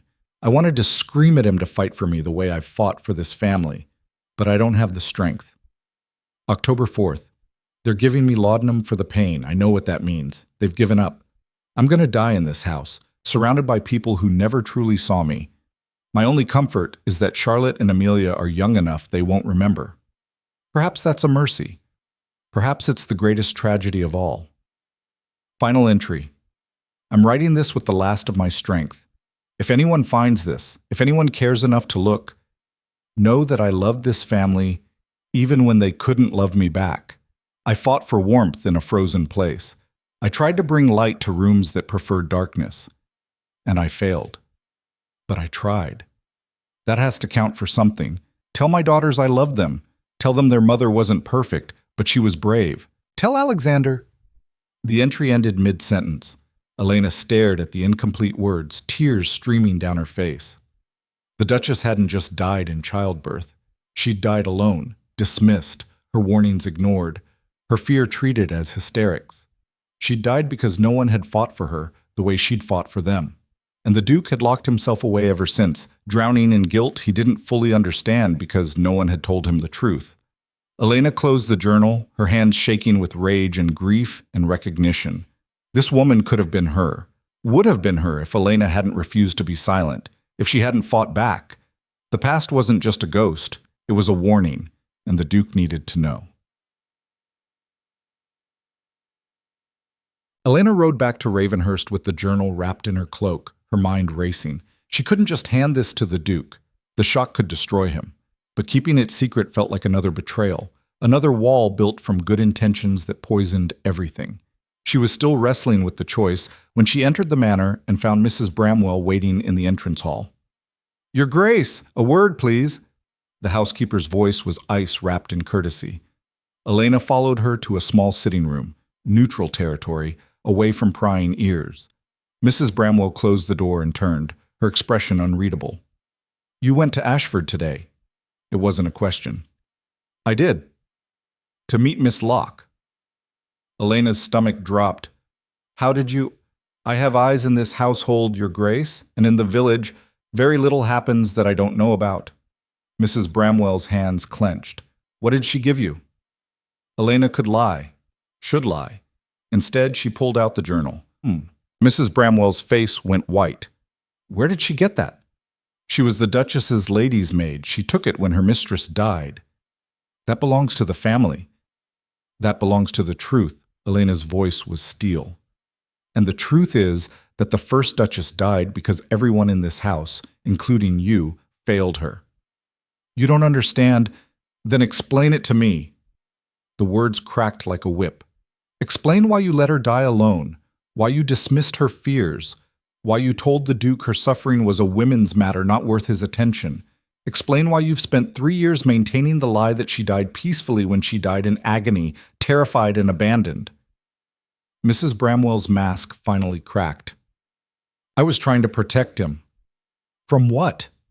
"From the truth." The housekeeper's voice broke. "I've served this family for 20 years. I watched that boy grow up, become a man, fall in love. I watched him transform when he married her, become warm, open, happy. And then I watched her destroy all of it. She didn't destroy anything. She made him hope." Mrs. Bramwell's eyes blazed. "She made him believe this house could be different, that he could be different, that warmth and connection and love were possible. And when she died, when that hope was ripped away, I watched him break so completely I didn't think he'd survive." "So you built walls." "I built safety. I created order, routine, structure, everything that would keep him from falling apart completely. And yes, I kept the truth from him, kept the details of her death quiet, let him believe it was peaceful instead of agonizing, because knowing the truth would have destroyed him. The lie is destroying him. The lie is keeping him alive." They stared at each other, both breathing hard, both trembling with emotion too big for words. Finally, Elena spoke, her voice soft but unyielding. "You think you're protecting him, but you're just trapping him. Keeping him frozen in grief, unable to heal because he doesn't know what he's grieving, unable to move forward because the past is built on foundations of lies. He can't handle the truth. He's stronger than you think, and he deserves the choice." Elena held up the journal. "This belongs to him. His late wife's final words, her fears, her love, her truth. And I'm going to give it to him. He'll hate you for it. Perhaps. But he'll finally know what really happened to the woman he loved. And maybe, just maybe, that knowledge will set him free." Mrs. Bramwell's expression went cold. "If you do this, you'll lose everything, his trust, his affection, whatever fragile connection you've built. It will all burn." "Then it burns." Elena's voice was absolute. Because I didn't come here to build something on foundations of lies. I came to survive. And survival requires truth, no matter how painful. She left before Mrs. Bramwell could respond. The Duke was in his study, working through paperwork with Hertford. Elena knocked once and entered without waiting for permission. Both men looked up in surprise. "Your Grace," Hertford said, "we were just reviewing the new safety protocols." "Leave us, please," Elena said quietly.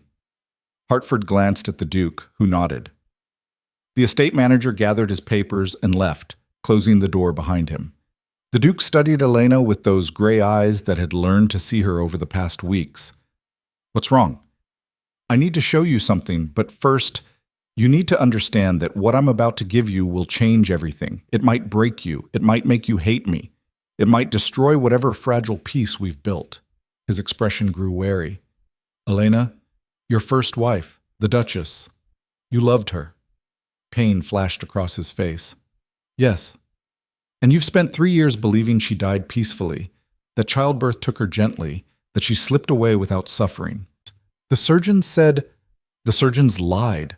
Elena pulled out the journal. "Or at least they didn't tell you everything. No one did." She placed the diary on his desk. The Duke stared at it like it was a viper. "What is this?" "Her private journal, kept hidden, taken by her lady's maid when she died. It contains the truth about her final months, about what really happened, about what she endured while everyone in this house, including you, looked away." "I didn't look away. You locked yourself in this study while she bled to death in your bedroom." Elena's voice cracked. "You let Mrs. Bramwell tell you it was women's matters. You believed the distance was appropriate.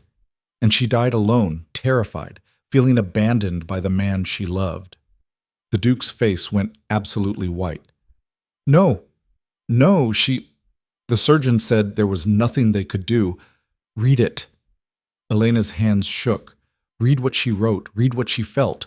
Read the truth you've been protected from for 3 years. And then decide if the walls you've built were protection or prison." She turned to leave. "Elena." His voice stopped her at the door. "Why are you doing this?" "Because you deserve the truth. And because I refuse to build a life in this house on the foundation of lies that killed her." She left him alone with the journal and the ghosts, and prayed she hadn't just destroyed the only chance they had at something real. Elena didn't see the Duke for 2 days.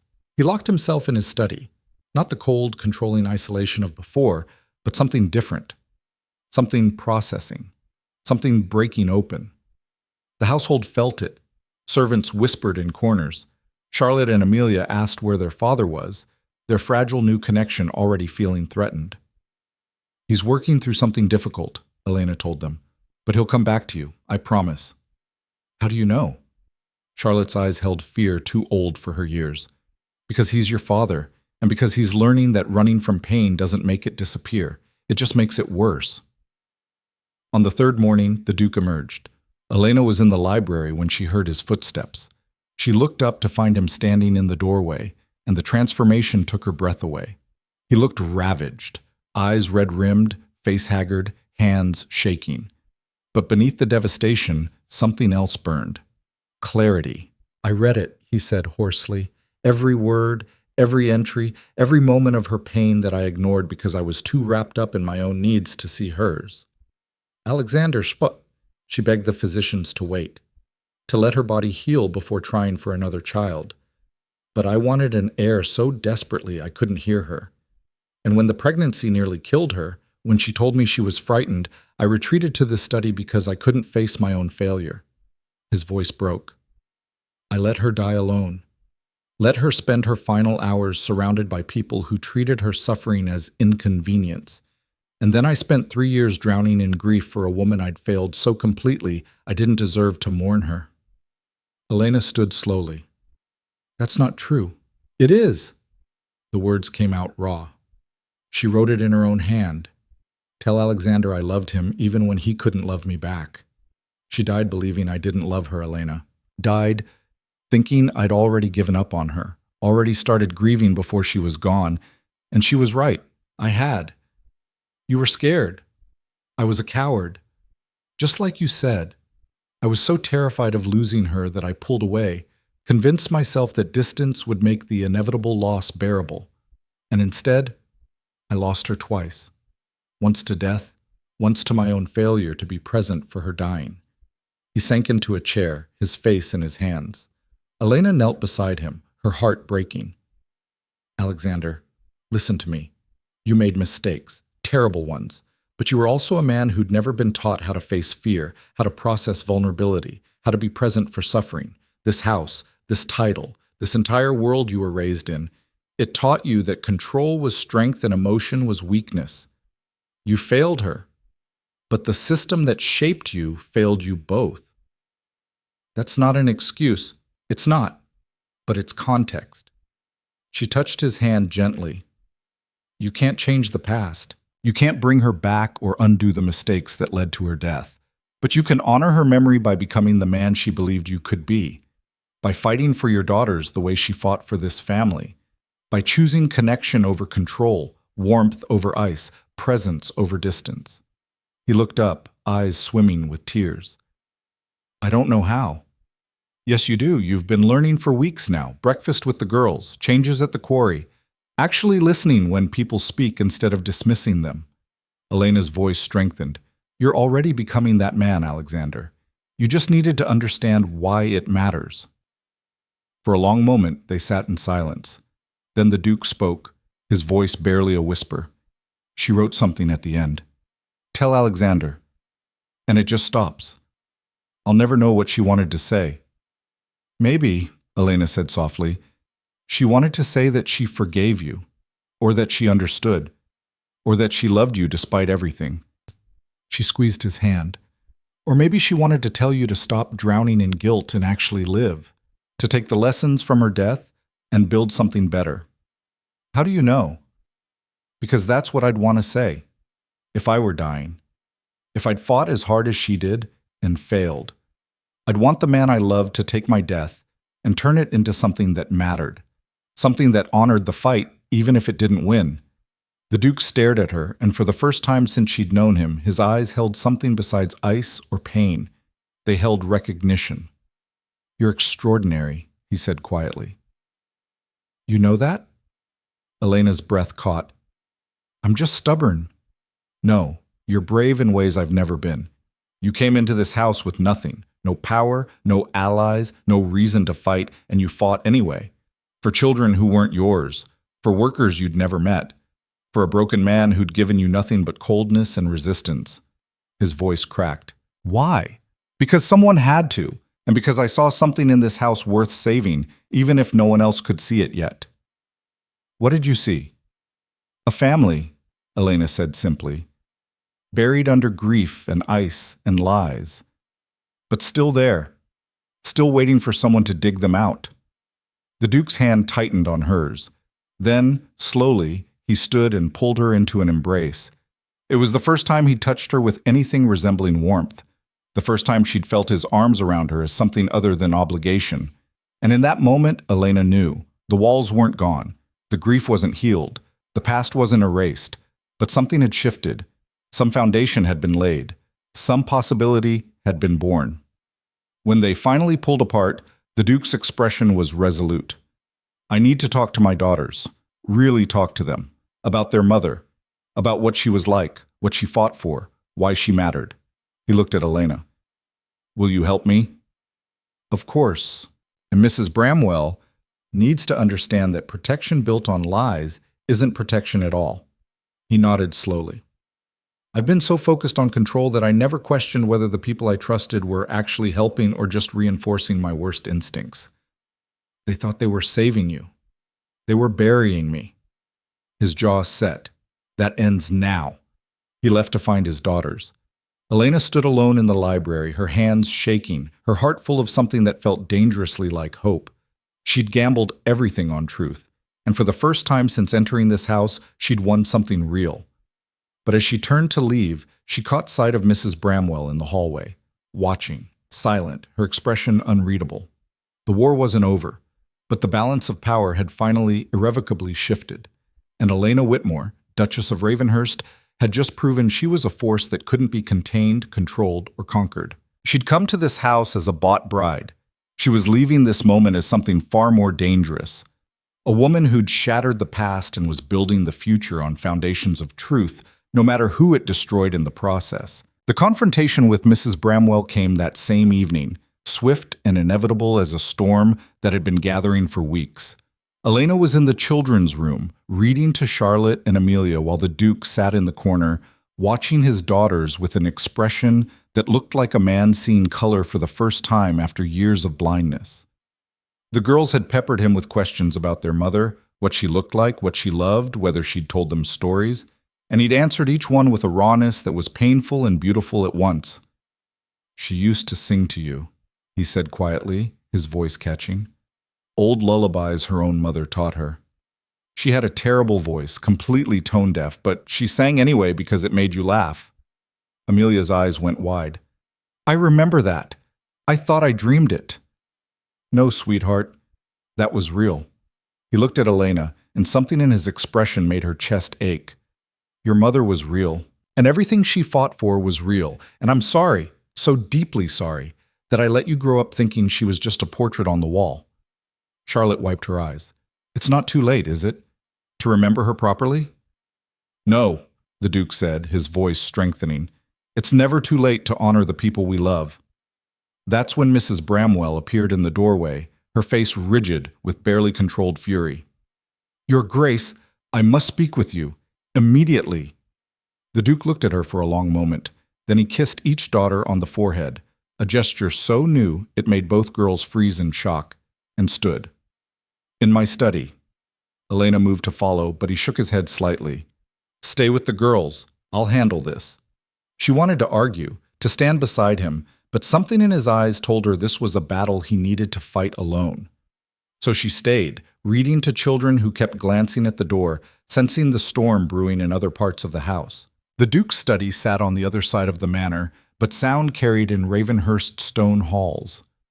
Elena heard the explosion even from the east wing, Mrs. Bramwell's voice rising in controlled fury, the Duke's responses coming firm and unyielding.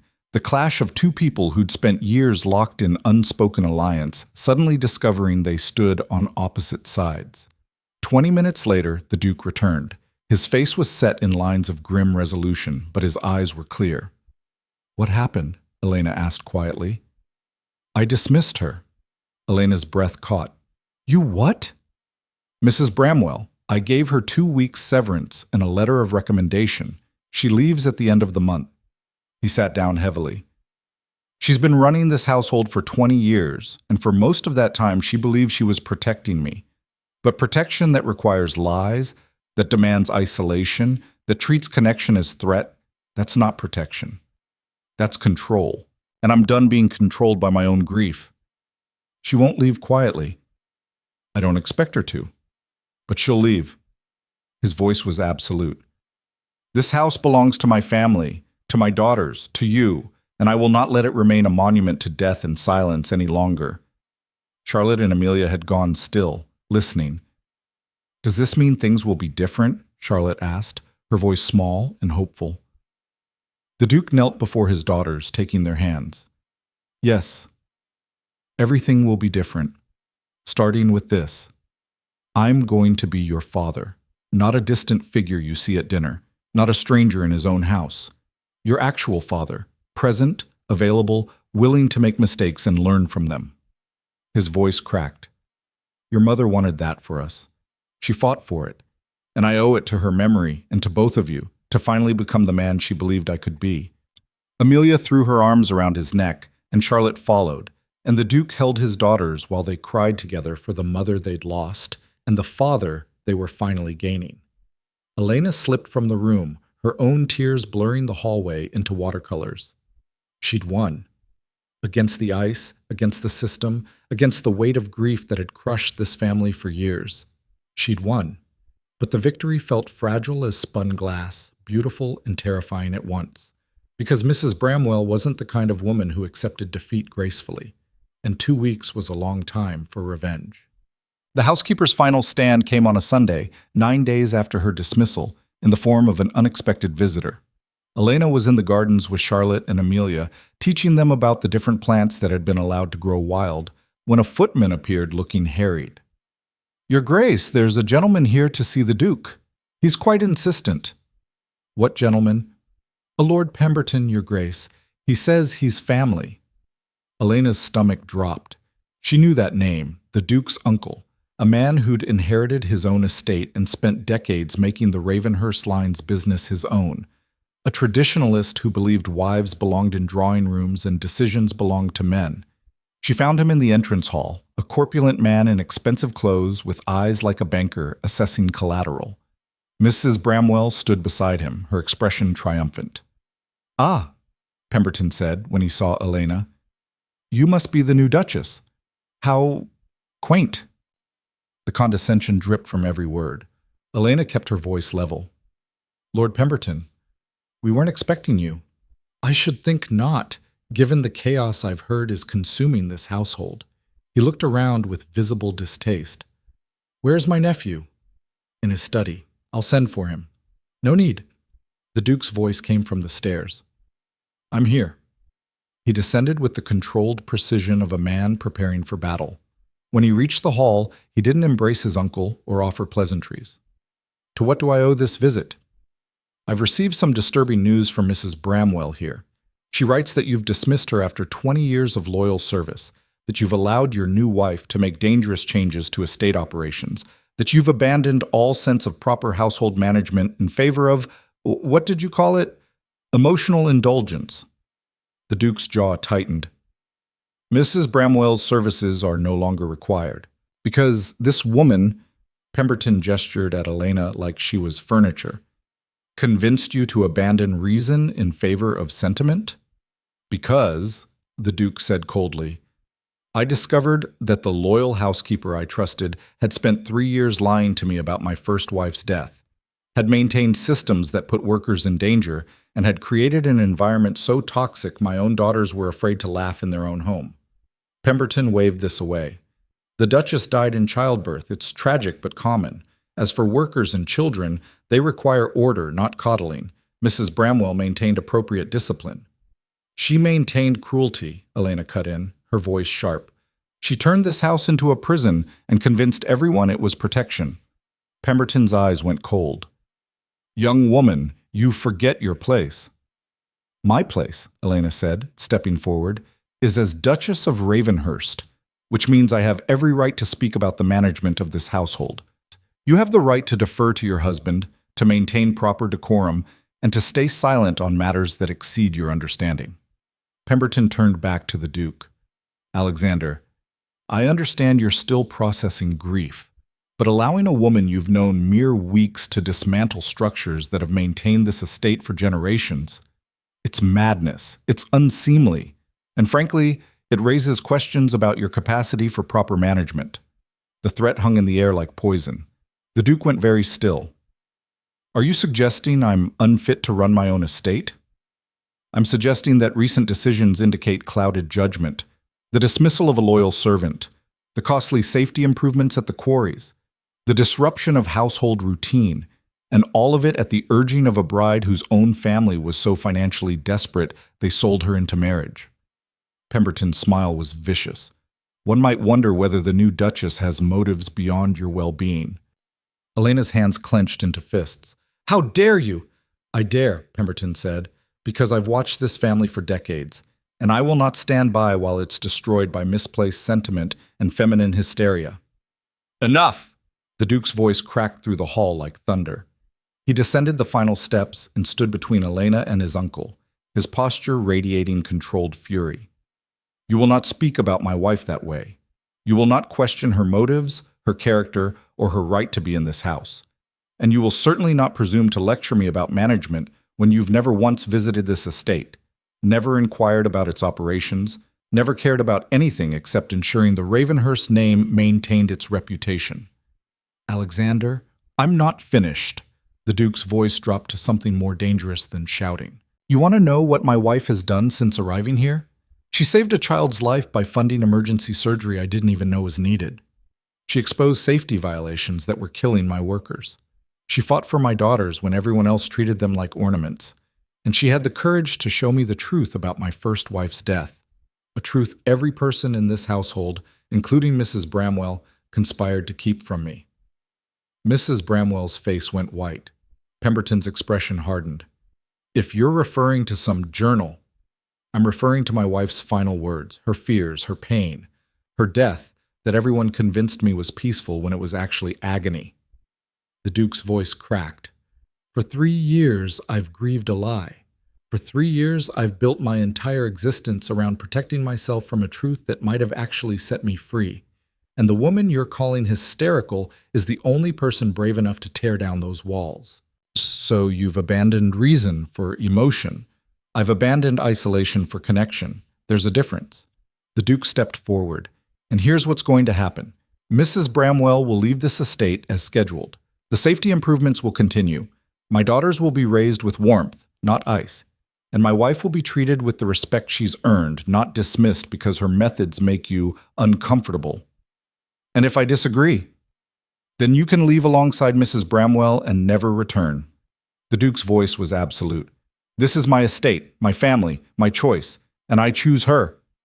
The words hung in the air. Elena's breath caught, her heart hammering so hard she thought it might break free. I choose her, not duty, not obligation, not transaction, choice. Pemberton stared at his nephew like he'd grown a second head. You're making a catastrophic mistake. Then it's mine to make. The Duke's hand found Elena's, his fingers intertwining with hers. And I'd rather make mistakes while actually living than spend the rest of my life making the safe choice and calling it wisdom. For a long moment, nobody moved. Then Pemberton turned to Mrs. Bramwell. Get your things. We're leaving. The housekeeper's mask finally cracked completely. She looked at the Duke, this man she'd served for 20 years, this boy she'd watched grow up, this family she'd claimed to protect, and her expression was pure betrayal. I gave you everything, she said, her voice shaking. I held this house together when you were falling apart. I protected you from pain, from truth, from anything that might destroy you. And this is how you repay me? By choosing a stranger over someone who's devoted her entire life to your family? The Duke's expression softened slightly, but his resolve didn't waver. You held this house together by turning it into a tomb.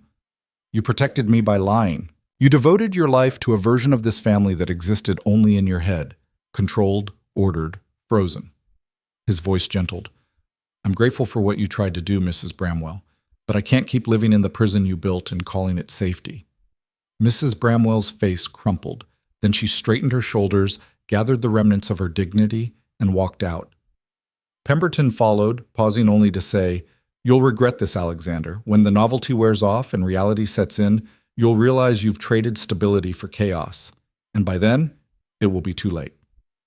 Perhaps, the Duke said quietly, but I'd rather regret trying than regret never having lived at all.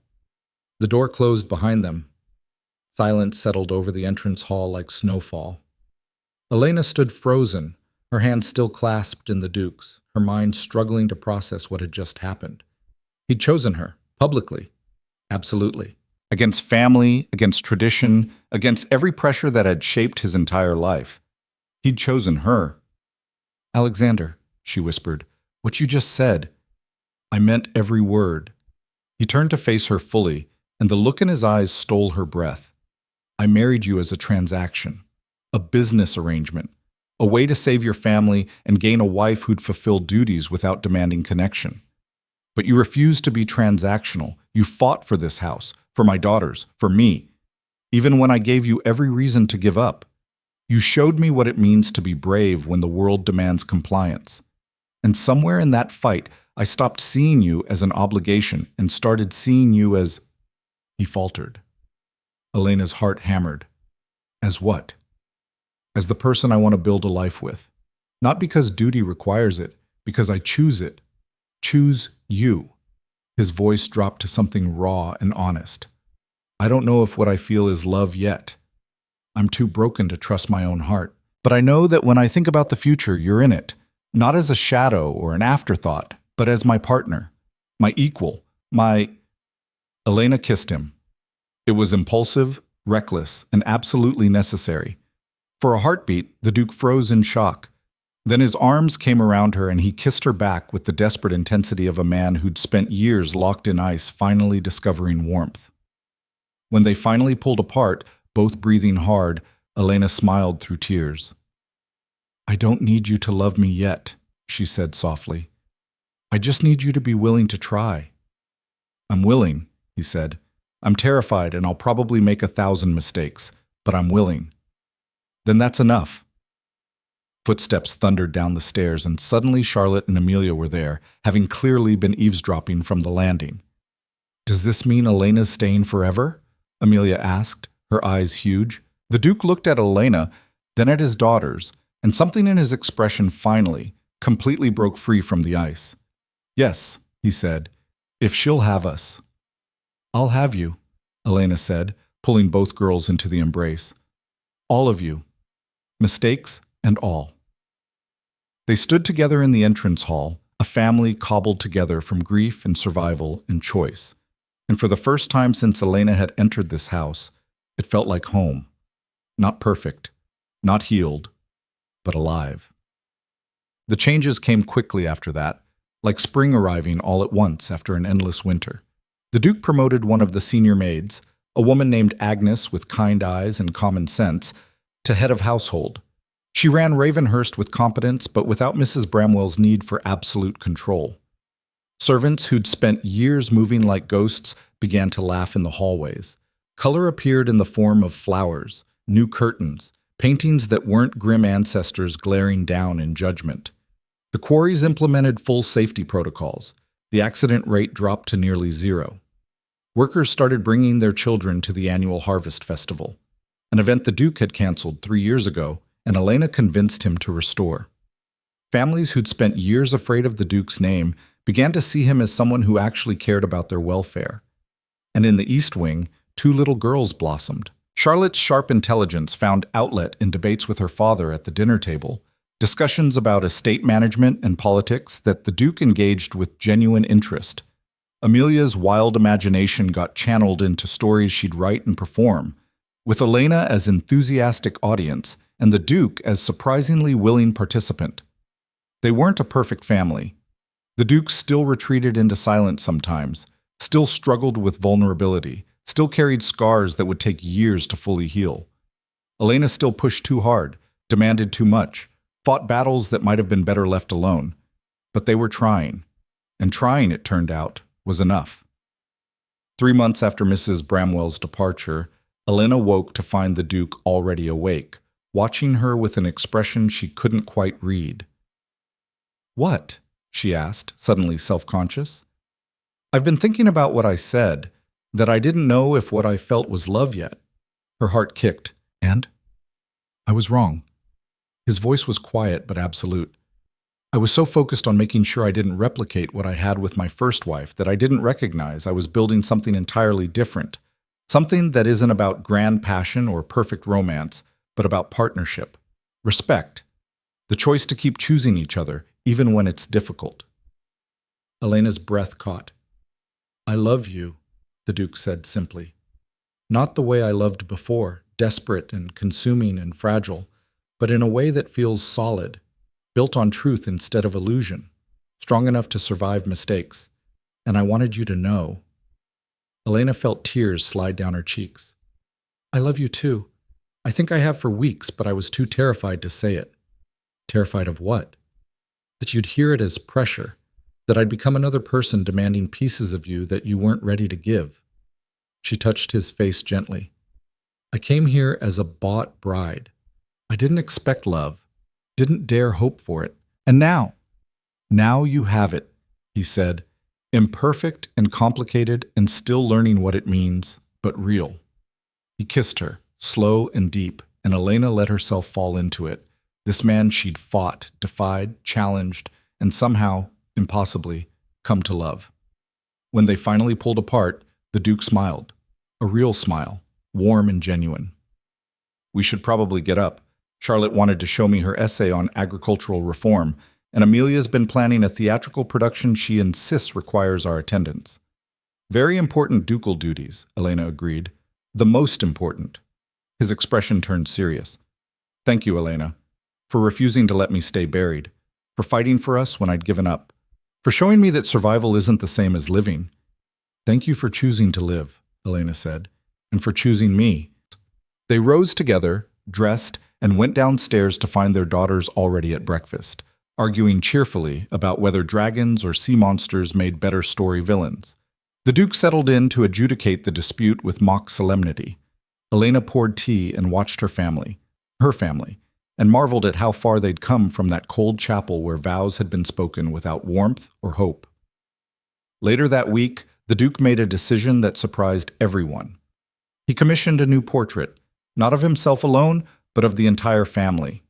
The four of them together, dressed not in formal finery, but in comfortable clothes, positioned not in rigid formality, but in natural connection. Charlotte and Amelia on either side, the Duke and Elena standing close, all of them smiling. When it was finished, he hung it in the main hall directly across from the portrait of his first wife. They should both be remembered, he explained when Elena questioned the placement. The woman who fought for this family when I was too blind to see what mattered, and the family we've become because someone refused to let her fight be in vain. Elena stood looking at both portraits. The beautiful young Duchess who'd died trying to bring warmth to this frozen place, and the family who'd finally succeeded. I wish she could see this, Elena said softly. See what her daughters became. See you becoming the man she knew you could be. Maybe she can. The Duke's arm came around Elena's waist. Or maybe the best way to honor her is to keep building what she started. Keep fighting for warmth in places that prefer ice. Keep choosing connection over control. That sounds exhausting. It is. He smiled. But I have an excellent partner to help. 6 months later, on the anniversary of Elena's arrival at Ravenhurst, the Duke gathered the entire household, servants, tenants, workers, everyone whose life intersected with the estate, and made an announcement. This house has a history of walls, he said, his voice carrying across the assembled crowd. Walls between masters and servants, between parents and children, between past and present. For too long I maintained those walls, convinced they were necessary for order and safety. But my wife showed me that walls built from fear only create prisons. He looked at Elena, standing beside him with Charlotte and Amelia. So today, I'm making a promise. Ravenhurst Manor will no longer be a fortress. It will be a home. The doors will be open to those who need them. The systems will prioritize people over profit, and the family who bears its name will lead not through distance and control, but through presence and choice. He paused, and his voice gentled. My first wife fought for this vision and died before seeing it realized. My current wife refused to let that fight be forgotten. And together, all of us, we're going to build something worth the struggle.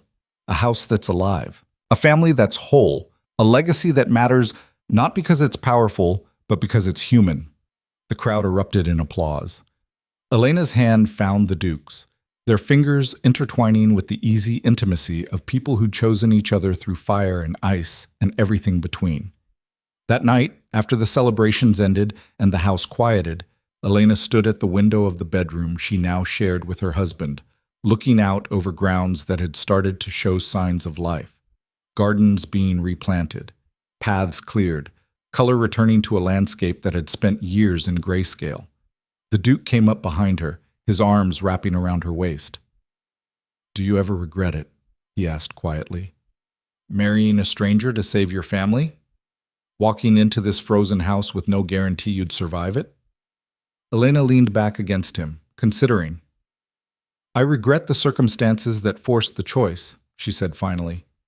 But I don't regret the choice itself, because that stranger became my husband, that frozen house became my home, and that survival became the most important fight of my life. Even when I made it hell? Especially then, because I learned I was strong enough to stand in hell and demand better. She turned in his arms, meeting his eyes. You gave me a title, security, a place in the world, but I gave myself something more important. I proved I could face the worst and refuse to be broken by it. That's a gift no one else could give me. The Duke smiled, that warm, genuine smile that still felt like a miracle. Then I suppose we both won something. We did. Elena kissed him softly. We won each other. and that's worth every battle it took to get here. They stood together at the window, watching night settle over Ravenhurst Manor, and Elena thought about the woman she'd been 6 months ago, desperate, terrified, bought and paid for like property. That woman would barely recognize the Duchess she'd become, the fighter, the partner, the mother to children who weren't hers by blood, but were absolutely hers by choice. She'd entered this house as a transaction. She'd leave it as a legacy. Because some prisons, it turned out, could be transformed into palaces if someone was brave enough to tear down the walls. And some frozen hearts could learn to beat again if someone refused to accept the ice as permanent. Elena Whitmore, Duchess of Ravenhurst, had been bought to save a family's ruin. Instead, she'd saved an entire house from its own grief. And in doing so, she'd discovered the truth that no amount of money could buy. The most powerful thing a woman could be wasn't perfect or obedient or silent. It was present, defiant, alive, and absolutely, irrevocably free. Yet, years later, when Charlotte was grown and managing her own estates with the fierce competence her stepmother had taught her, when Amelia had published her first collection of stories to critical acclaim, when the Duke had become known throughout the county as a reformer who prioritized people over tradition, Elena would look back on that cold wedding day and smile. She'd been so afraid then, so certain she was walking into a prison. She'd been right, but she'd also been wrong, because prisons only stayed prisons if the people inside accepted the bars, and Elena had never been very good at acceptance. She'd come to Ravenhurst Manor as a bride of survival. She'd transformed it into a legacy of courage, and that transformation, that refusal to let ice win, had changed everything. For a duke who'd forgotten how to live, for daughters who'd never learned how to hope, for workers who'd been taught their lives didn't matter, and for herself, a woman who'd discovered she was stronger than any wall built to contain her. The manor still stood, gray stone and dark windows visible from miles away. But now, when people saw it, they didn't think of ghosts or grief or frozen halls. They thought of the Duchess who'd refused to be silent, the Duke who'd learned to choose warmth over control, the family who'd proven that even the coldest hearts could heal when someone dared to fight for life inside the silence. And that legacy, built on courage, truth, and the choice to keep choosing each other, would last longer than any wall ever could, because love, it turned out, was the only foundation strong enough to build forever on. And Elena and Alexander had built something that would stand the test of time. Not perfect, not painless, but absolutely, beautifully, defiantly alive.